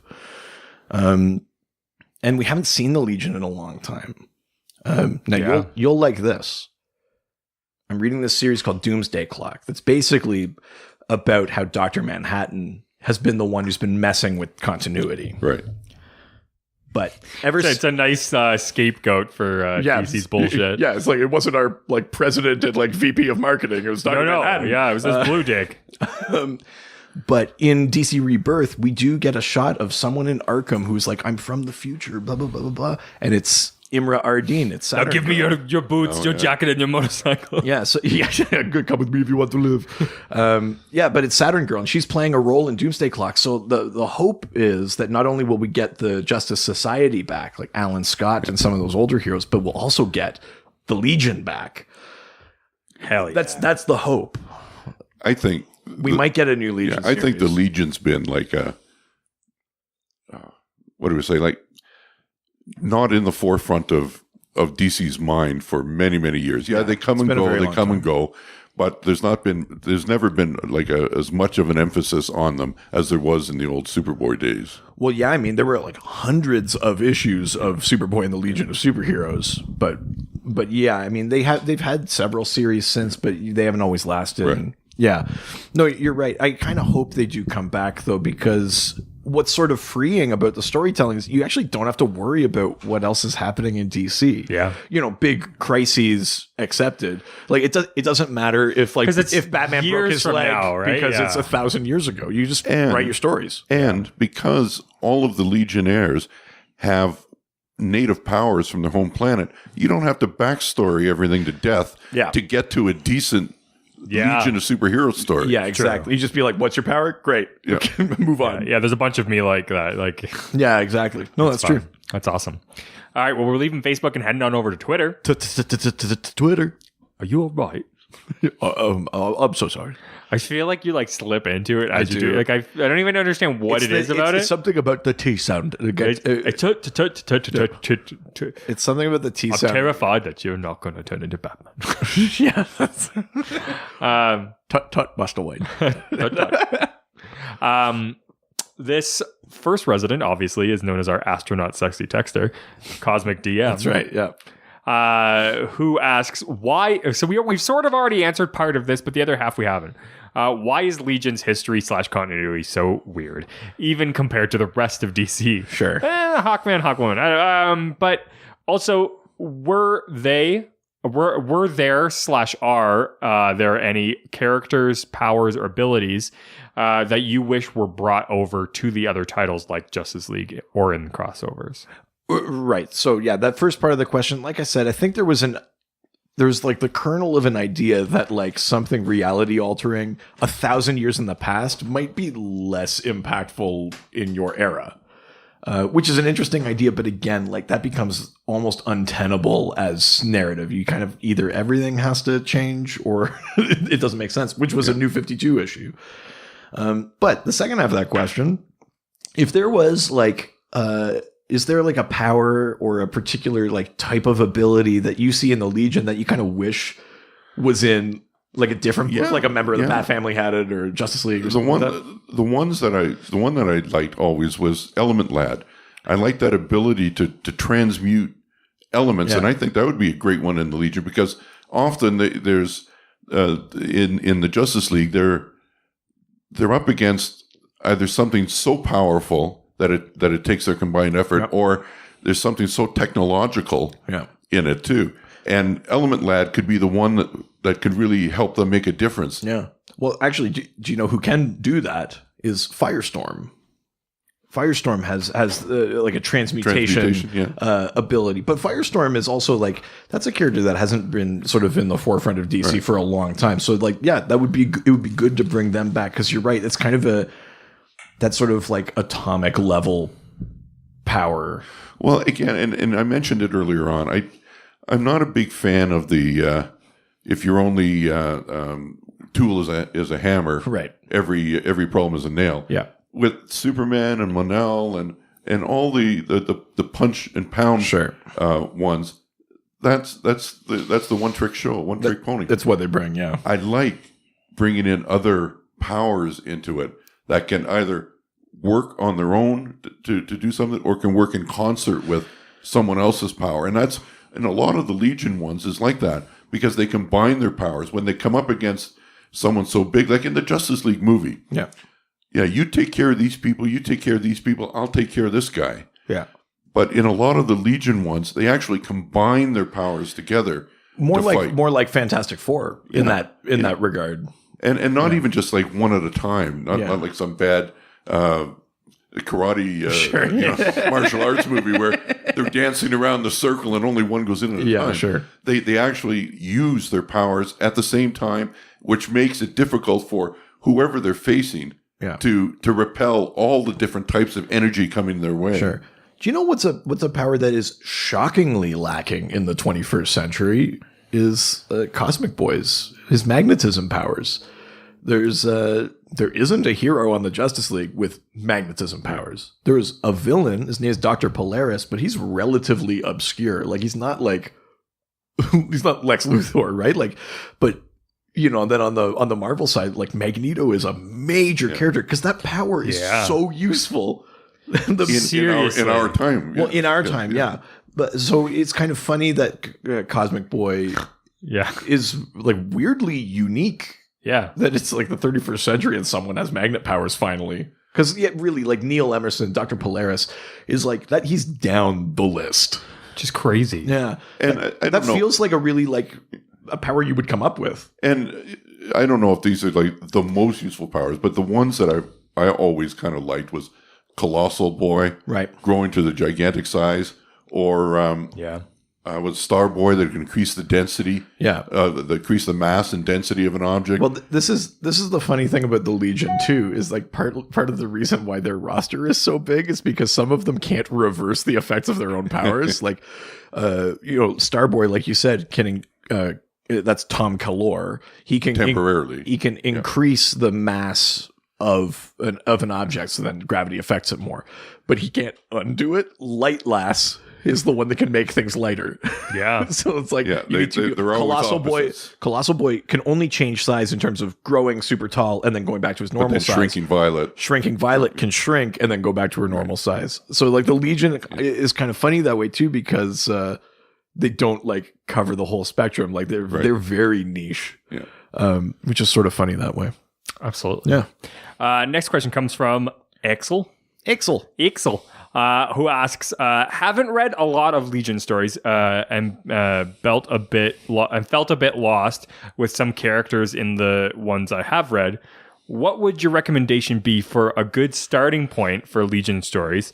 Also, people, get Patreon. Lots of fun recommendations in Dr. DC and more Dr. DC and Richard, I guess, too. Fuck you, son of a bitch. Sorry, he gave us a plug. Yeah, but he said, and Richard, I guess. Yeah. Well, it's not the Producer Richard podcast. It doesn't matter. In name. Yeah. It's like, really? We'll just do it. You could just speak into the fucking ether then, and we'll see how many fucking listeners you get then. They all shut their windows. Yeah. So, where do we start? Getting into Legion, I think we at least start from its roots. So, where would you suggest is a great way to start? How did you get Reed into?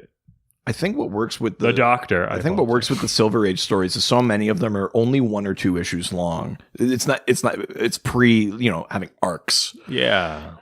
And because there's so many characters, it's kind of nice to just pick up a bunch of random issues, be like, oh, like these two must have a thing for each other. Like these ones don't get along. This is their powers. You sort of just get it's almost like a taster board of these different characters. A smorgasbord of characters? If you can find like the Silver Age stuff, in the back issues of your comic book shop, I'd read all those, because then when you go to things that have like a narrative arc and that, then you at least have like a basis of who these characters are. Is there a story that you remember reading that, not necessarily that we need to know the issue number, but is there like a story that stands out to you, like an adventure that they were on that you were like, oh yeah, that was a cool one? No. Yeah. The short answer is no. Sure. No. But getting what you're saying about the not having a full arc across like a whole series of issues, right? They would generally, if you looked at it like from half the back half of one issue to the middle to the half of the front half of the next issue, that's one story. But then you read the first half of the next story, Right. and you're hooked, and you got to get the next issue to read the second. And they would half sort of that hand story. off from like team to team because it was like different combinations of characters. Yeah. Well, they were discrete stories, so it wasn't really even a handoff. Right. It was just a full comic, single comic, but cut in two halves. Right. So you got the first half in the first comic, the second half in the second comic, then a brand new story in the second half of that issue. So yeah, that's what I liked about it. And I've said this to the Doctor too, where even in TV shows, I'm not a big fan of season-long arcs. Sure. I just like show that I can jump in, watch a show. If I miss something, I'm not at a loss for what's happened. You like procedurals. Yeah. Totally. I mean, obviously there are Legion stories aplenty post Silver Age. Again, I'm going to recommend something that sounds like a horrible idea, but I think character-wise, it does them justice. But like the Legion stuff from Final Crisis is really good. It's kind of confusing story-wise because Final Crisis is kind of a shit show story-wise, but Grant Morrison really like understands those characters. He treats them really well. Like you get a really true version, I think, of characters like Brainiac 5 and Cosmic Boy and Ultra Boy and all these different ones. Even some of the New 52 stuff's not that bad, but I would try to give like the Legion of Three Worlds, like that story in Final Crisis, a go, if only just to sort of see the characters in an element, even if you don't understand what they're doing or why, just getting to see them is, I think, worth it. I think that's a good one. Yeah, absolutely. All right, moving on. Talking Superman asks, it kind of bothers me when people respond with, I don't have a question, but talk about this. But talk about Pharaoh Lad. Sure. Do you know Pharaoh Lad? I've heard of Pharaoh Lad. I don't really know. So he's human. He's from Earth. First name Pharaoh, last name Rocher. Yeah, he's got a hard outside, but once you get into it, it's really all soft inside. Yeah. Yeah, he's got the power of Ferrero Rocher. Pharaoh Lad delicious power. Has the power to turn iron. Like turn himself iron, basically. It's more of like and then he has an Iron Man, if you will. Then he has like increased strength. I am Iron Man. I see you've upgraded your armor. My name's Pharaoh Lad and I'm made of iron. Pharaoh Lad, very famously, short-lived in the Legion, though. And there's a bit of a story to that, and I'm pretty sure this is what Talking Superman is referring to. Because Dr. Polaris is probably not somebody he wants to get involved with. Well, yeah, right. So Pharaoh Lad was created by Jim Shooter, I think, was the guy writing Legion. And he was Shooter. And he was originally going to be black. A piece of shit like he was going to breakfast. He was going to be a major like black character. But Mort Weisinger, who was the editor at the time, said, we're going to lose all our sales in the South. Don't make him black. So they just made him white. And then there was this story with a sun eater that was going to destroy the sun and, wipe out life on Earth and that. And a character had to die in that story because it's just the way it was going. And so he picked Pharaoh Lad because he was like, oh, if I don't get to do what I want with him, then none of you get to use him. So it was kind of like a fuck you thing. But the other half of that story is that then later on they introduced the first Black Legionnaire, and his name was Tyrock, and his power was like different chants could make him do different things. The power of 1,000 slaves. Yeah. Tyrock was later retconned to just control Sonics, basically, which is a fine hedgehog, which is like a fine power, or like the franchise, like the hamburgers. Yeah. Oh, delicious. So later he was made okay, but at first it was clear he was like a black Go Knuckles. He was a black segregationist character that chanted to make powers. It was like super racist. Ugh. So Pharaoh Lad was like the what could have been. Like we almost had like a great Black Legionnaire, cool story, but Pharaoh Lad had a sort of Man in the Iron Mask kind of look too, because I think he was meant to be disfigured or something like that. But he's very short lived, and basically the story is that like the editor was pandering to racists and we didn't get like a cool, like ahead of its time sort of thing. Yikes. Yeah. Not good. No. All right. Well, from one of our favorite residents, Dave Rossi. Oh, Dave. Dash will turn off the podcast. Seriously, Dash will turn off the podcast. Unless, but but turn on episode 101. Yeah. Our episode. That's the only one. Episode just for you. Dave asks, are there any of the Legion's planets, aside from Durla and Daxam, represented in the 21st century continuity? Oh, and Kolu. Right. So Durla is where Chameleon Boy is from. It's the home of the Durlans, You're a Durlan. who are shapeshifters. Shapeshifter. Daxam is the home of Mon-El. They're sort of Kryptonian descendants, but their weakness is lead. And in the 21st century, Sodom Yat. So stupid. Sodom Yat is a Daxamite who becomes a Green Lantern. And then Kolu is the home of Brainiac. And then in the 31st century, his descendant, Brainiac 5. Other Legion planets. Saturn Girl is from Titan, like the moon that orbits Saturn. And there are Saturnians in the 21st century because that was Gem, son of Saturn. And they're like a Martian offshoot. I don't know if you count that because I don't think they came from Titan.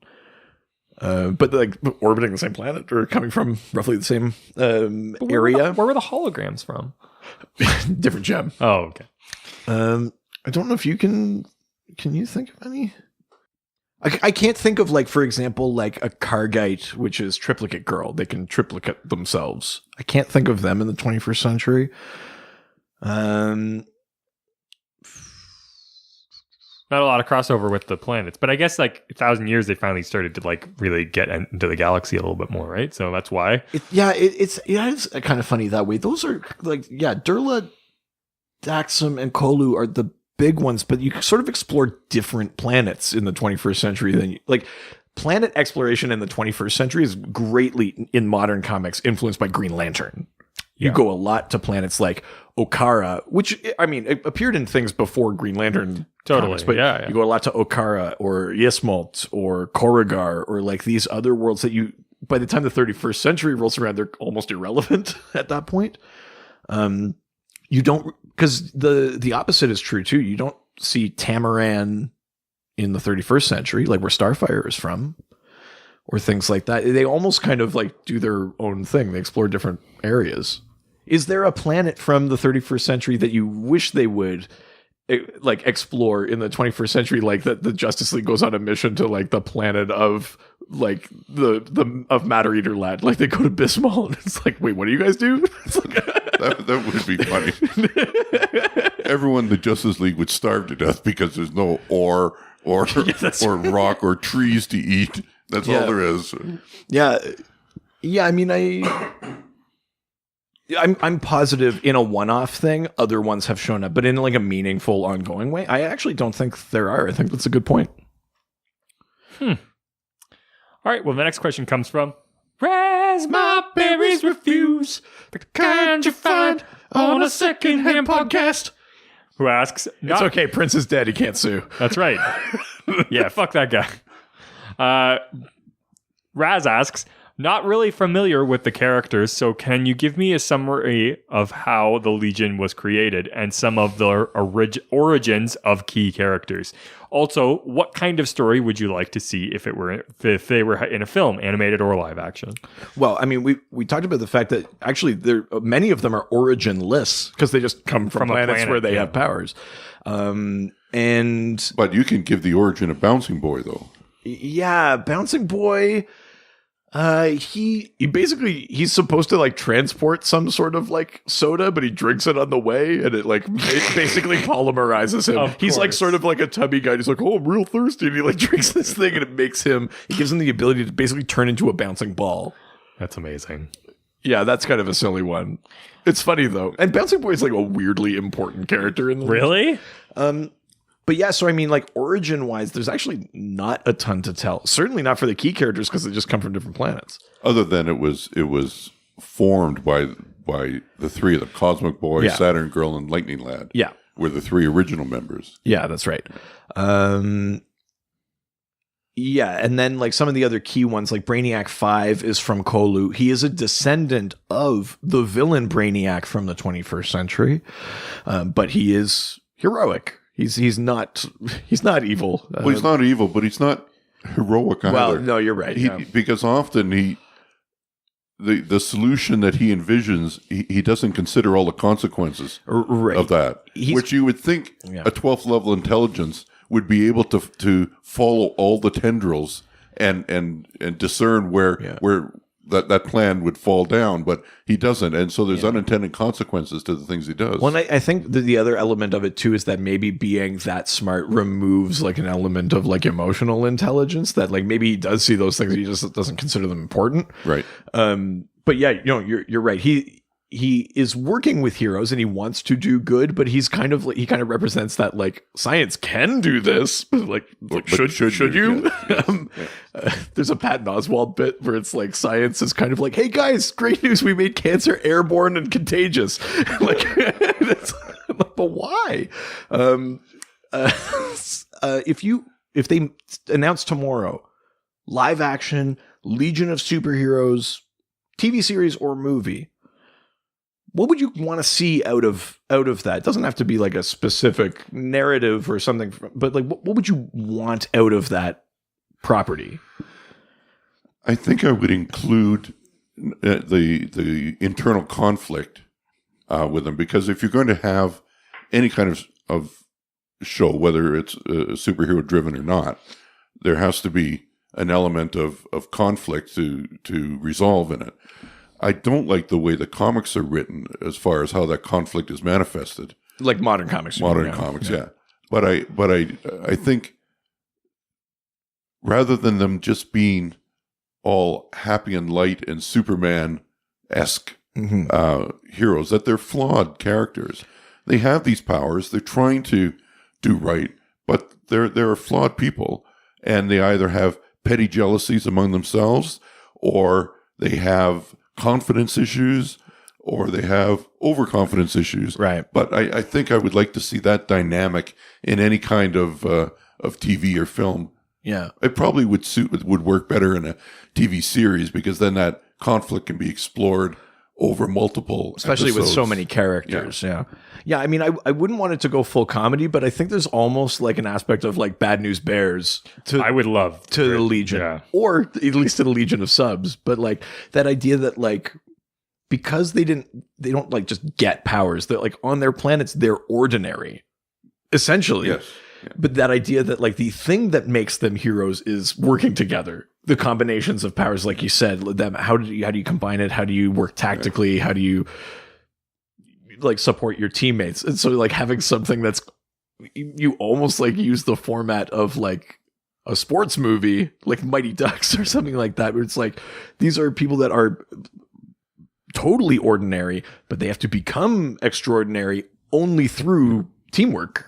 And I think there's an element of that in there. Yeah. I would make it a full comedy. And they have to find that path to teamwork. Yeah. Because it's not something that's inherent in any of them. Now, here's the big question. I know it's part of their origin in the comics, but would you want them to do it on their own, or do you want Superman to be in there? Does Superman in there take away from them? Yes. I don't want them to be guided by Superman. Right. I think they need to find the aspects of Superman within themselves. Right. And I think that'd be an important element in a series where they are finding themselves. Right. And it's not someone who is kind of pulled them together and is molding them in his image. Sure. I don't like that. I think I would prefer the interactions where they have to find how can they work as a team with all these disparate backgrounds and disparate powers. Right. They still have to find a path to come together as a functioning team. Yeah, totally.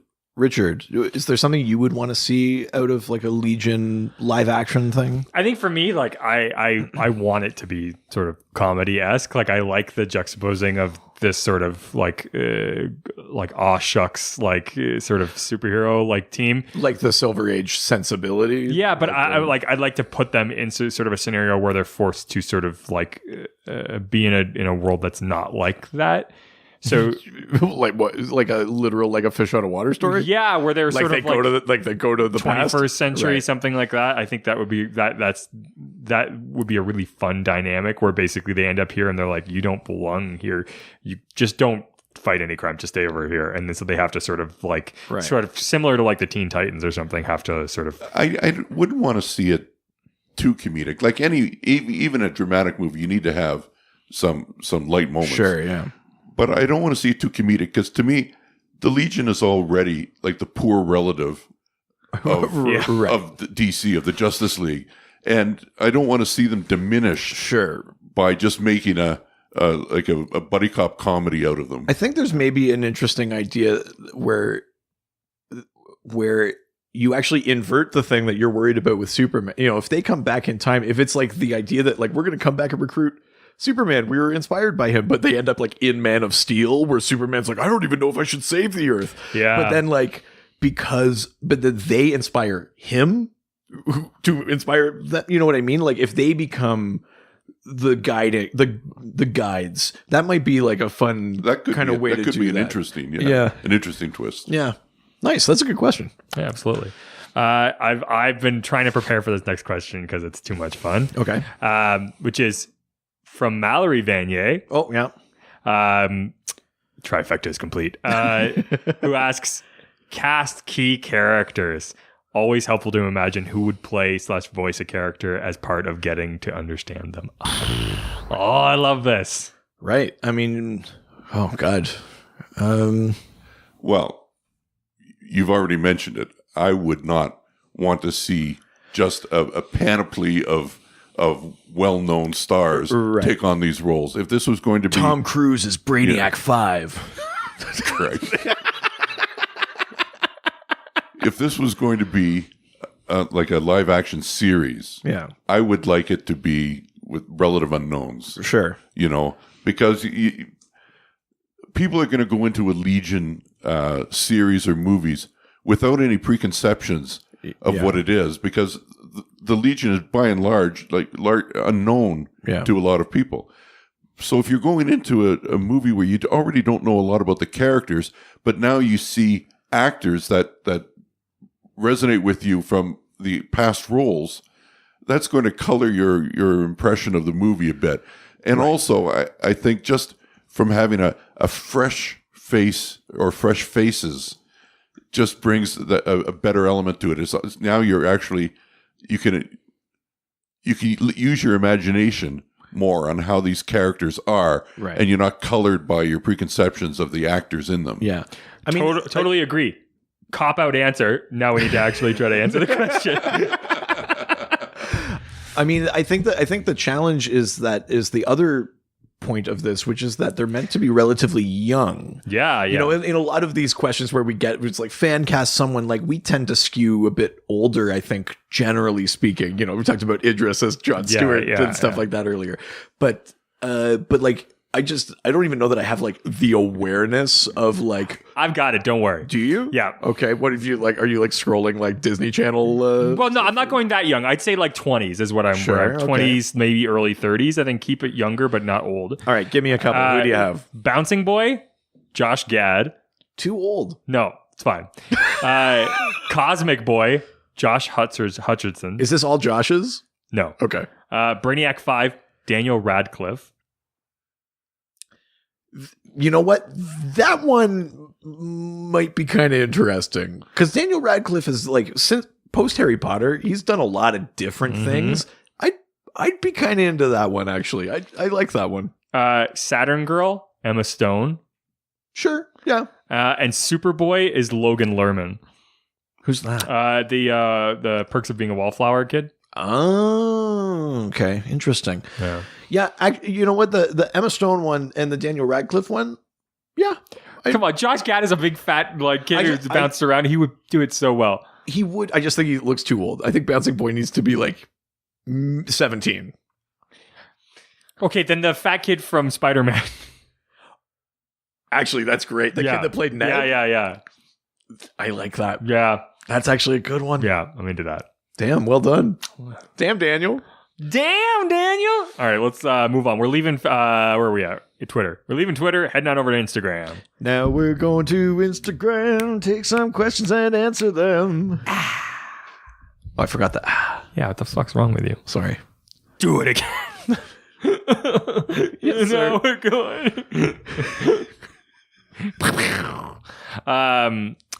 First question comes from Robbie's Just This Guy. Sure. He's been sending in a lot of questions lately. Robbie didn't murder his family. Robbie didn't bury them in the backyard. It's just this guy. Robbie's just this guy. Robbie's not wearing the skin of another man. He sent us an email that was like Robbie's just holding this shovel for a friend or something like that. That's awesome.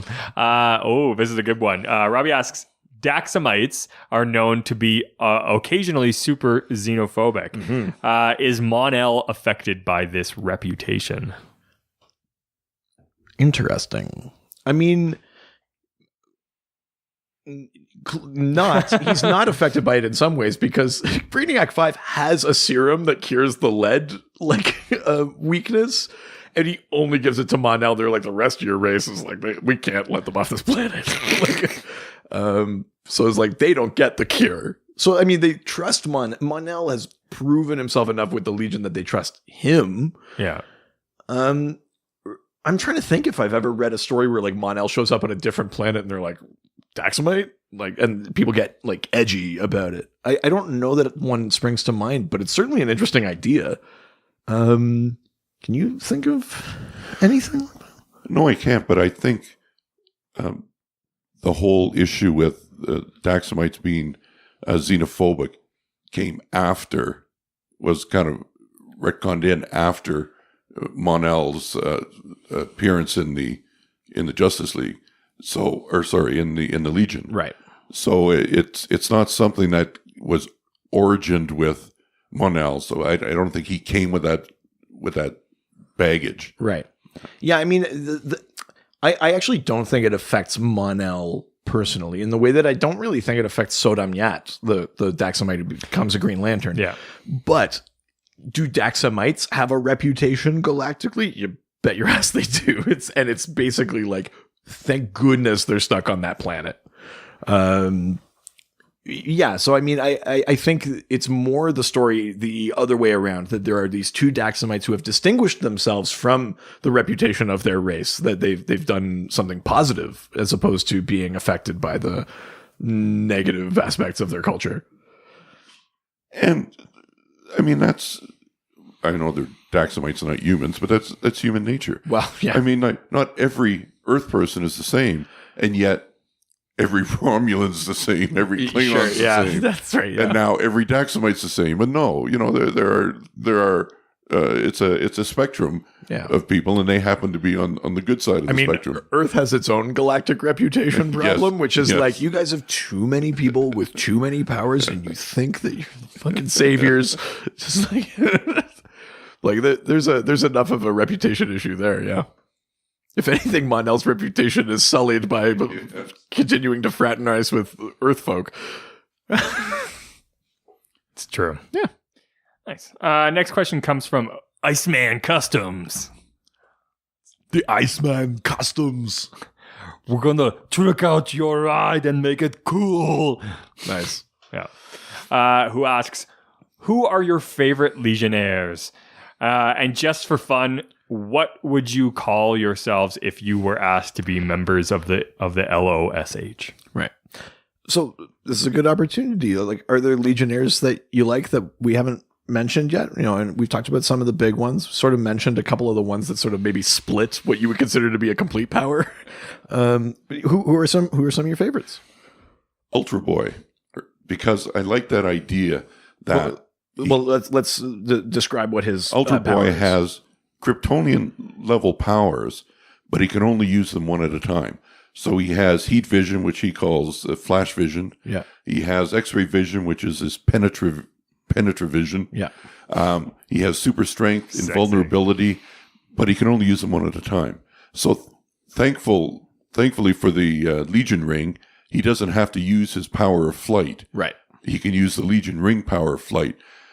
But it's the idea that in the heat of a battle, he has to make not just split second, but nanosecond shifts between his powers. Yeah. That, first of all, to keep himself alive, and then to go on the offensive as well. Because he can't be invulnerable and super strong. So if he's holding something up, he can get shot. Yeah. Or something like that. So I like that aspect. I've always liked Ultra Boy from that aspect of that instantaneous shifting between powers in a strategic and tactical way to overcome the foe he's fighting. Sure, yeah. There's one that I really like, who I've been reading a bit of recently because I was rereading Legion Lost, and it's Dawnstar. And Dawnstar, basically, she's got wings, and she's sort of modeled Native American, but she's from a different planet whose history is basically meant to reflect the Native American experience a little bit. But her power, she has the power of tracking. Like if she can touch like an object or something like that, then she can find anyone anywhere across the universe without technology. Yeah. And that's sort of her ability. And it's not necessarily like a combat ability, but she can fly because she has wings. Like she herself is good in combat, but her ability is very specific, very targeted. But it's also kind of fascinating to, that it's not like Timberwolf. It's not like she follows a scent, or it's not like she can see really far. It's just like this sense, like she has in her body, in her like mind, this sort of like map of everything, and can find anyone. That's kind of a neat power. And there's been some interesting representations of it in comics. I think I like Dawnstar a lot. Not to be confused with OnStar, who helps if your car breaks down. Yes. Well, we didn't answer the second But they part can of find you. They can track you too. Yes, that's true. Well, do you have a Legionnaire that you are particularly interested in? Even if you don't necessarily know a ton about them? I mean, obviously Brainiac 5 is the one that like constantly comes up, and I like the idea that like obviously Brainiac was not a great person, but the Brainiac 5 is a hero, and I like that the dynamics of that. It's different than like being like the fifth Batman, where it's like we were all good guys. It's kind of he's like still atoning for he's atoning. Not only Brainiac, but Brainiac 2 is also not good. So like there's like he's like, it's like when you're like the first person in your family that goes to college, you're like, you're fighting the inertia of your family lineage a little bit. Exactly. And sort of like, I'm sure that like some of those personality traits that would make them bad is probably, they're not inside of them. Right. So, I think that's a character that I have a lot of interest in. But we didn't answer the second part of that question, which is, if you were asked to be members, what would you call yourselves? Like assuming that we don't have powers, we just make up a name for ourselves. Yeah. Or to make up a power. Oh, yeah, that's true. Yeah, you could do that. Well, Well, I'll go first. Sure. My character's name would be Plaid Pal. Plaid Pal. The ability to wield axes and be a general lumberjack man. Oh, sure, yeah. Plaid Pal. That's a really good Legion name. I like that a lot. Mine would be Relativity Lad. Oh, okay. All right. Because I'm thinking of someone that has the power to control time, but in specific ways. You can age someone. Right. Yeah. You can regress someone to a younger time. Right. You can age a part of them. Oh, Jesus. And not all of them. Or you can just age your liver, like. or you can have you almost like put them in a stasis field. You can stop time for them. But someone, because that's generally not a power that you see a lot. There are some that can move through time, but that ability to kind of manipulate time in a concentrated, targeted way. I like the idea that you would be like the good guy counter to a Legion villain who is like the time trapper. Okay. Yeah, Relativity Lad. I like that one. I guess I would be. Well, I called you this at Dorcas Malorcas? I called you this at the start of the episode, but I would want to be Legion of Superheroes Lad, where like Ultra Boy, I could rotate through powers one at a time, but it's any of the powers of anyone who is currently a member of the Legion of Superheroes. Wow. I'm somehow tapped into just the active roster. What a fucking cop out. But when I get their power, they don't have it. Like I'm literally like kind of like Black Alice. Like I'm stealing a power from Legionnaires to use, but I can only do them one at a time. I'd be interested. How would they ever Yeah. accept you into the Legion? Well, yeah, we would just have to trust that I wouldn't take it from them it would be part of the team building thing. I will never take this power from you when you really need it. Like, I mean, you could do some interesting storytelling where there's a scenario where you need to have that person in two places at once. sure, yeah. Yeah, and so you would have to they would have to do something, and then you could. But is there a distance where you can't take it from them? Right, yeah. I think it would be neat if I'd hate to be the writers on that show, but it'd be interesting. Yeah. I think that's Legion of Superheroes, lad. Nice. What a fucking cop out, but it actually turned out pretty well. I liked Plaid Pal. I thought that was funny too. Thank you. Second half of Iceman's question, which is Marvel's Nightcrawler. Oh, yes, that's right. Was originally slated to be a member of the LOSH. Yeah. Do you think he would have fit nicely? Yeah, that character was being created to be kind of like a... Well, I think the original version of this character makes sense, but I think what he became would not make sense in this. Yeah, because he was meant to be kind of like a villain or like an anti-hero, but it would have been Nightcrawler, teleporting, going through that sort of demon dimension, I guess. And he was going to be like 31st century. He was going to be a Legion character. And then that creator went to Marvel and was just like, I'm taking my toys with me. And made him a mutant. Yeah. And he became an X-Men. Yeah, I think you're right. I mean, Nightcrawler has such like a history now with all of those other characters. It's hard to imagine him as anything else. And I think the thing that makes Nightcrawler work is that his powers are demonic, but he is good. He passes through a hell dimension every time he teleports, but he is good at heart. And I don't know. I mean, the Legion has villains, but that's less interesting than powers that come from a bad place used goodly, Right. Yeah. Did you know that? Did you ever heard that before? No, I had no idea that he was actually originally slated to be in the DC world. Yeah. Yeah. It's just, one of those things, because, there's always staff transfers or someone gets offered a better contract, and how do you lock up ideas, right? But so it's just one of those things that it's kind of like a curiosity, but it's so that character never made it to the planning board on DC. It was just something that was in his head. There's not even he took with him. Yeah, there's not even a proto version in one issue of a DC comic. Right. It never made it. Right. He's only ever been Marvel, but he would have been in the alternate timeline where he doesn't get the phone call from Marvel. The character would have been in DC. All right, well let's leave Instagram and head on over to Reddit, where everyone's nice and no one's ever mean. That's right. And one of your peers has asked a question. It's Dr. Hoot.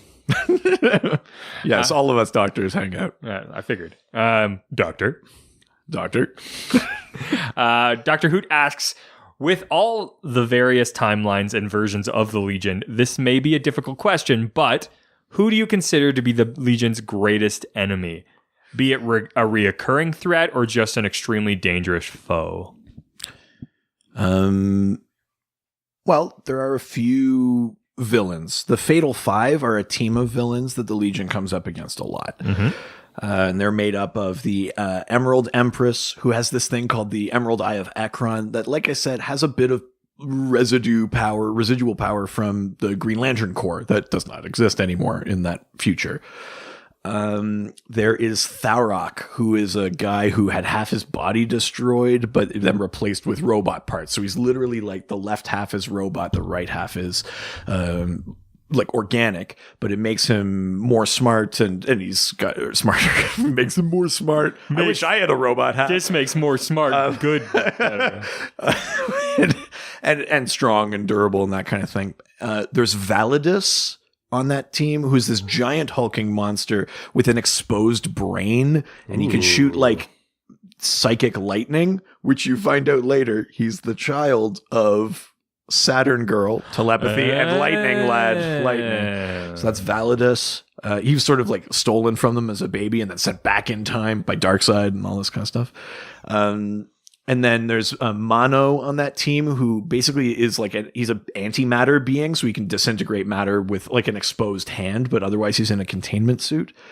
And the Persuader, who has this axe that can basically do anything depending on what he wants it to. It can cut through time. It can cut through space or just material or whatever. But can it cut through a log like Plaid Pal? Well, I think that's right. That's the showdown is Plaid Pal versus the Persuader. I think that's that.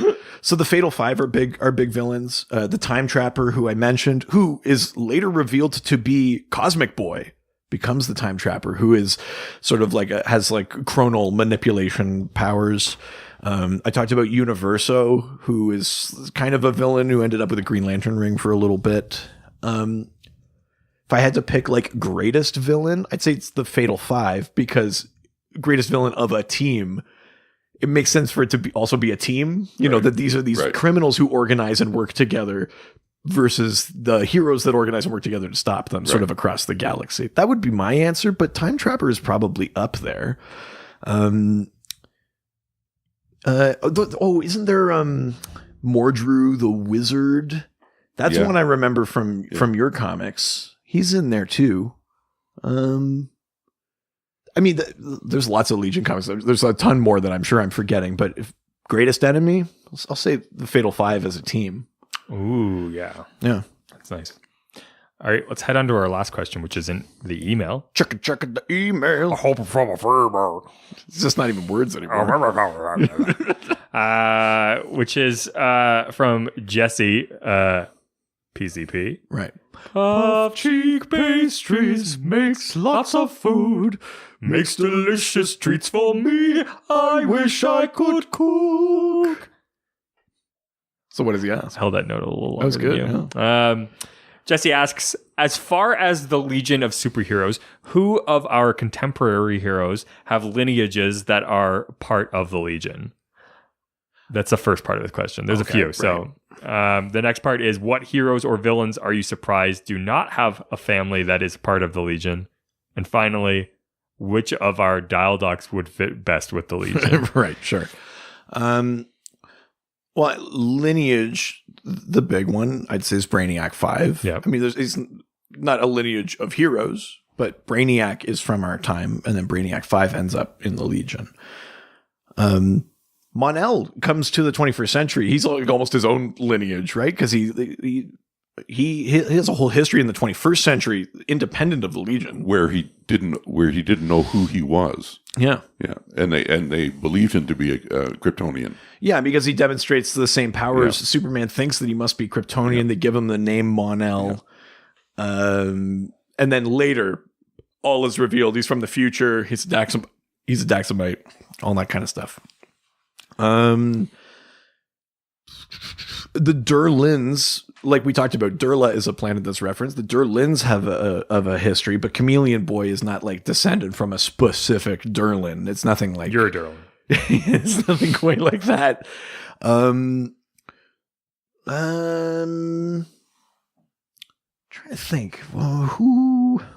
I don't know if there's anyone else that has like a really like traceable specific lineage. I'm sure there's the odd Legion story where like they travel through time in the time bubble and they meet someone's ancestor, but that's different from that ancestor already being a character in the comics and then we meet the Legionnaire descendant from them. I feel like a lot of stories with descendants lately are just like versions of like, what if the Justice League had kids with each other, as opposed to casting that far ahead in the future. In the JLA 1 million, the Superman in the 853rd century is the same Superman as the 21st century. He's been in the sun for 15,000 years, sort of supercharging.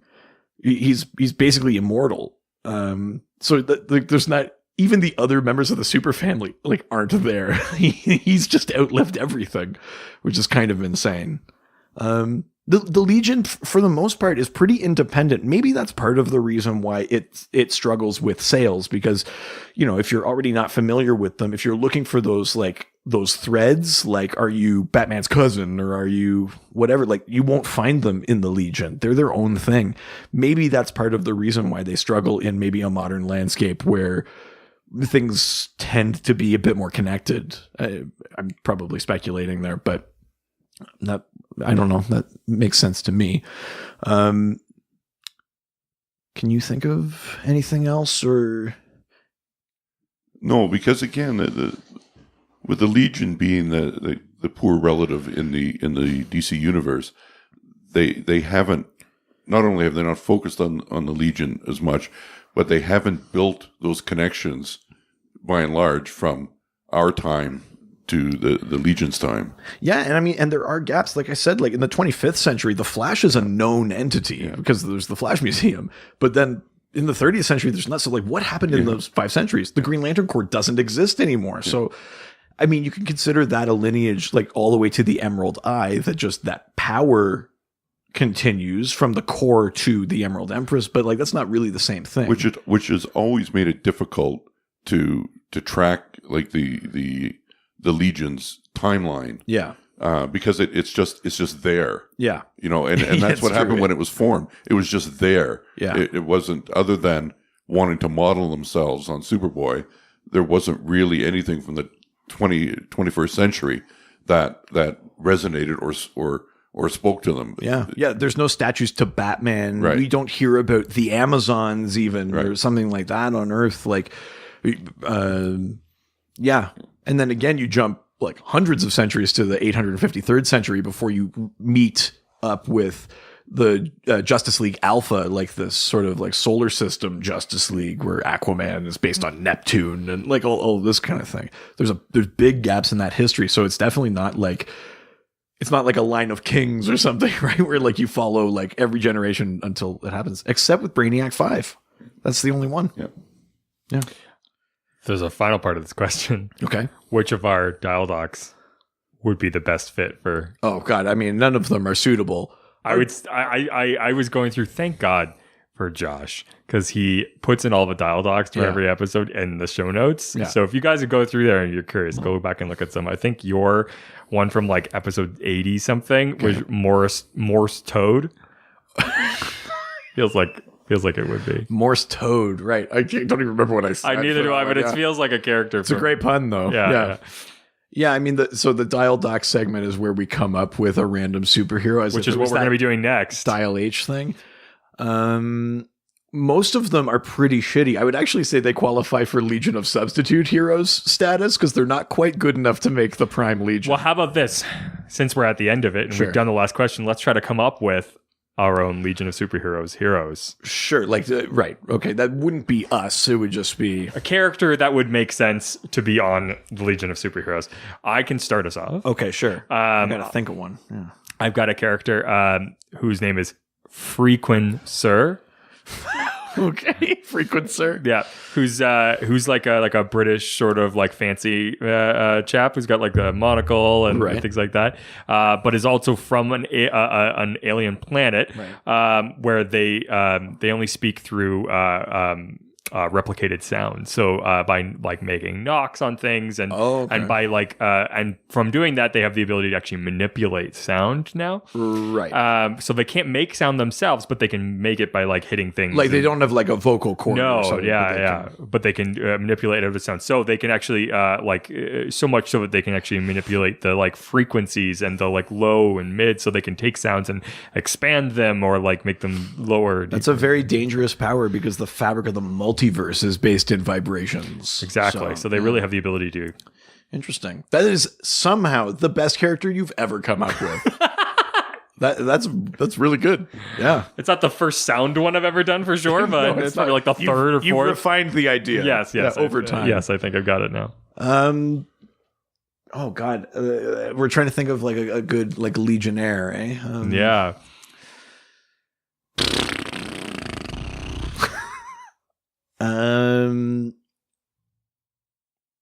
I'm gonna say okay. Someone who can take the powers of others temporarily. I know. I used my best one. I did. That's all I got. It was relatively bad. Right. I'm gonna say Black Hole Boy. Oh God. Oh. I've seen that movie. Yeah, don't Google search this, but yeah. So Black. I really want to get into Black Hole Boy.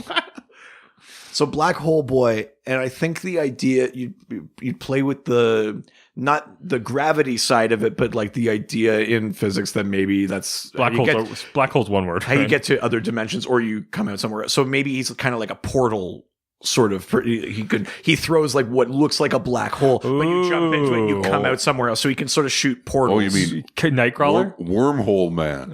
Yeah. But wormhole man, hole man. There we go, hole man. He's only emotionally half a man. But not like Nightcrawler, because he doesn't like. It's not just in him to teleport. He has to like actually like shoot a port. Actually, there's an X-Men that can do this. Isn't that Blink? This is the fucking DC. It doesn't matter. I'm pitching Blink basically. Whatever, it's fine. They took Nightcrawler. We You know take what? Blink. That's right. 1 for 1. Yeah. When I tried to come up with Relativity Lad, I was racking my brains to think of what power has not been exploited somewhere. That's what's always tough. It's tough. Yeah, and it is. So that's why we're a lot of time we're like, ceiling man. What about the cataract kid? You could like take away your eyesight. It's not easy. Or form waterfalls. Oh yeah, that's the other cataract. Don't go chasing. Yeah, those. it could have water powers. Yes. There you go. See, there you go. All right. Well, those were our dial docs this week. We would love to hear of the type of characters that you can come up with. So use the hashtag DialDoc and send us your ideas for a hero or a villain, or send us a question, or just nerd out on all of this random DC stuff that we talk about every week. All you have to do is reach out to us through Facebook, Dr. DC Podcast, Twitter, at Dr. DC, Instagram, Dr. DC Podcast, email, drdcpodcast@gmail.com, you can hang out on our subreddit, r/Dr_DC. and of course, you can go to our website, drdcpodcast.com or .ca. We got articles on there, merchandise that you can purchase, all that fun stuff. And don't forget to call us. The doc phone is now open. Leave us a voicemail at 208-917. 3238. That's 208-917-DCEU. And I can close with another Legion fun fact. Sure, please. yeah. That a wounded Legionnaire is automatically granted French citizenship by virtue of sang de chir or spilled blood. It's I don't know how to. Do you want to break it to him? No, he's right. No, you're right. I think your pitch should have been a 31st century French legionnaire who just accidentally ends up in the Legion of Superheroes. They're like, well, Legion's the name. Yeah, I was gonna say something crazy like he throws his body parts at people, but that already fucking exists. Yeah. So arm fall up. Yeah. And don't forget, you can subscribe to our Patreon. Oh yeah, we just did an episode. Every week we put out a full other episode. Yep. It's only $5 a month. That's patreon.com/DrDC. We talk about more DC stuff, but also Marvel. We talk about movies, video games, just other things we're watching. We just did an episode with one of the This Is Rad hosts, right. Matt Burnside, and we did an episode all about superhero video games from like the 80s to now. Yeah. All of that fun stuff. So don't forget to subscribe there. And then, of course, rate, review on iTunes. If you give us 5 stars and you write something in the comments, we'll say it on the show. And if we get to 30 reviews, we're going to do a video episode. I can see why they've halted, because they do not want that. Yeah, it's like, you know what? Let's not kill the magic. Voices are hardly enough at this point. Faces for radio. Let's just put it that way. Well, thank you so much for coming on, Senor DC. Is there anything you want to plug, or you think people should be watching or reading? Your mom, I guess. Jesus. Got to get that Big Papa D. You asshole. When the next edition of Dr. DC comes on and producer Richard is not here, you'll know why. Yeah, that's right. He's finally got his comeuppance for all these fucking... Or I got plugged by that Big D. Jesus Christ. Can't walk for a week. Episode over. Same doc time, same boat. See you next week. Adios. Ciao, ciao. It's been a blast. Yeah. All the superheroes, they always fight for what is right. Live with danger and adventure, they are men of might. This was a Brain Freeze podcast.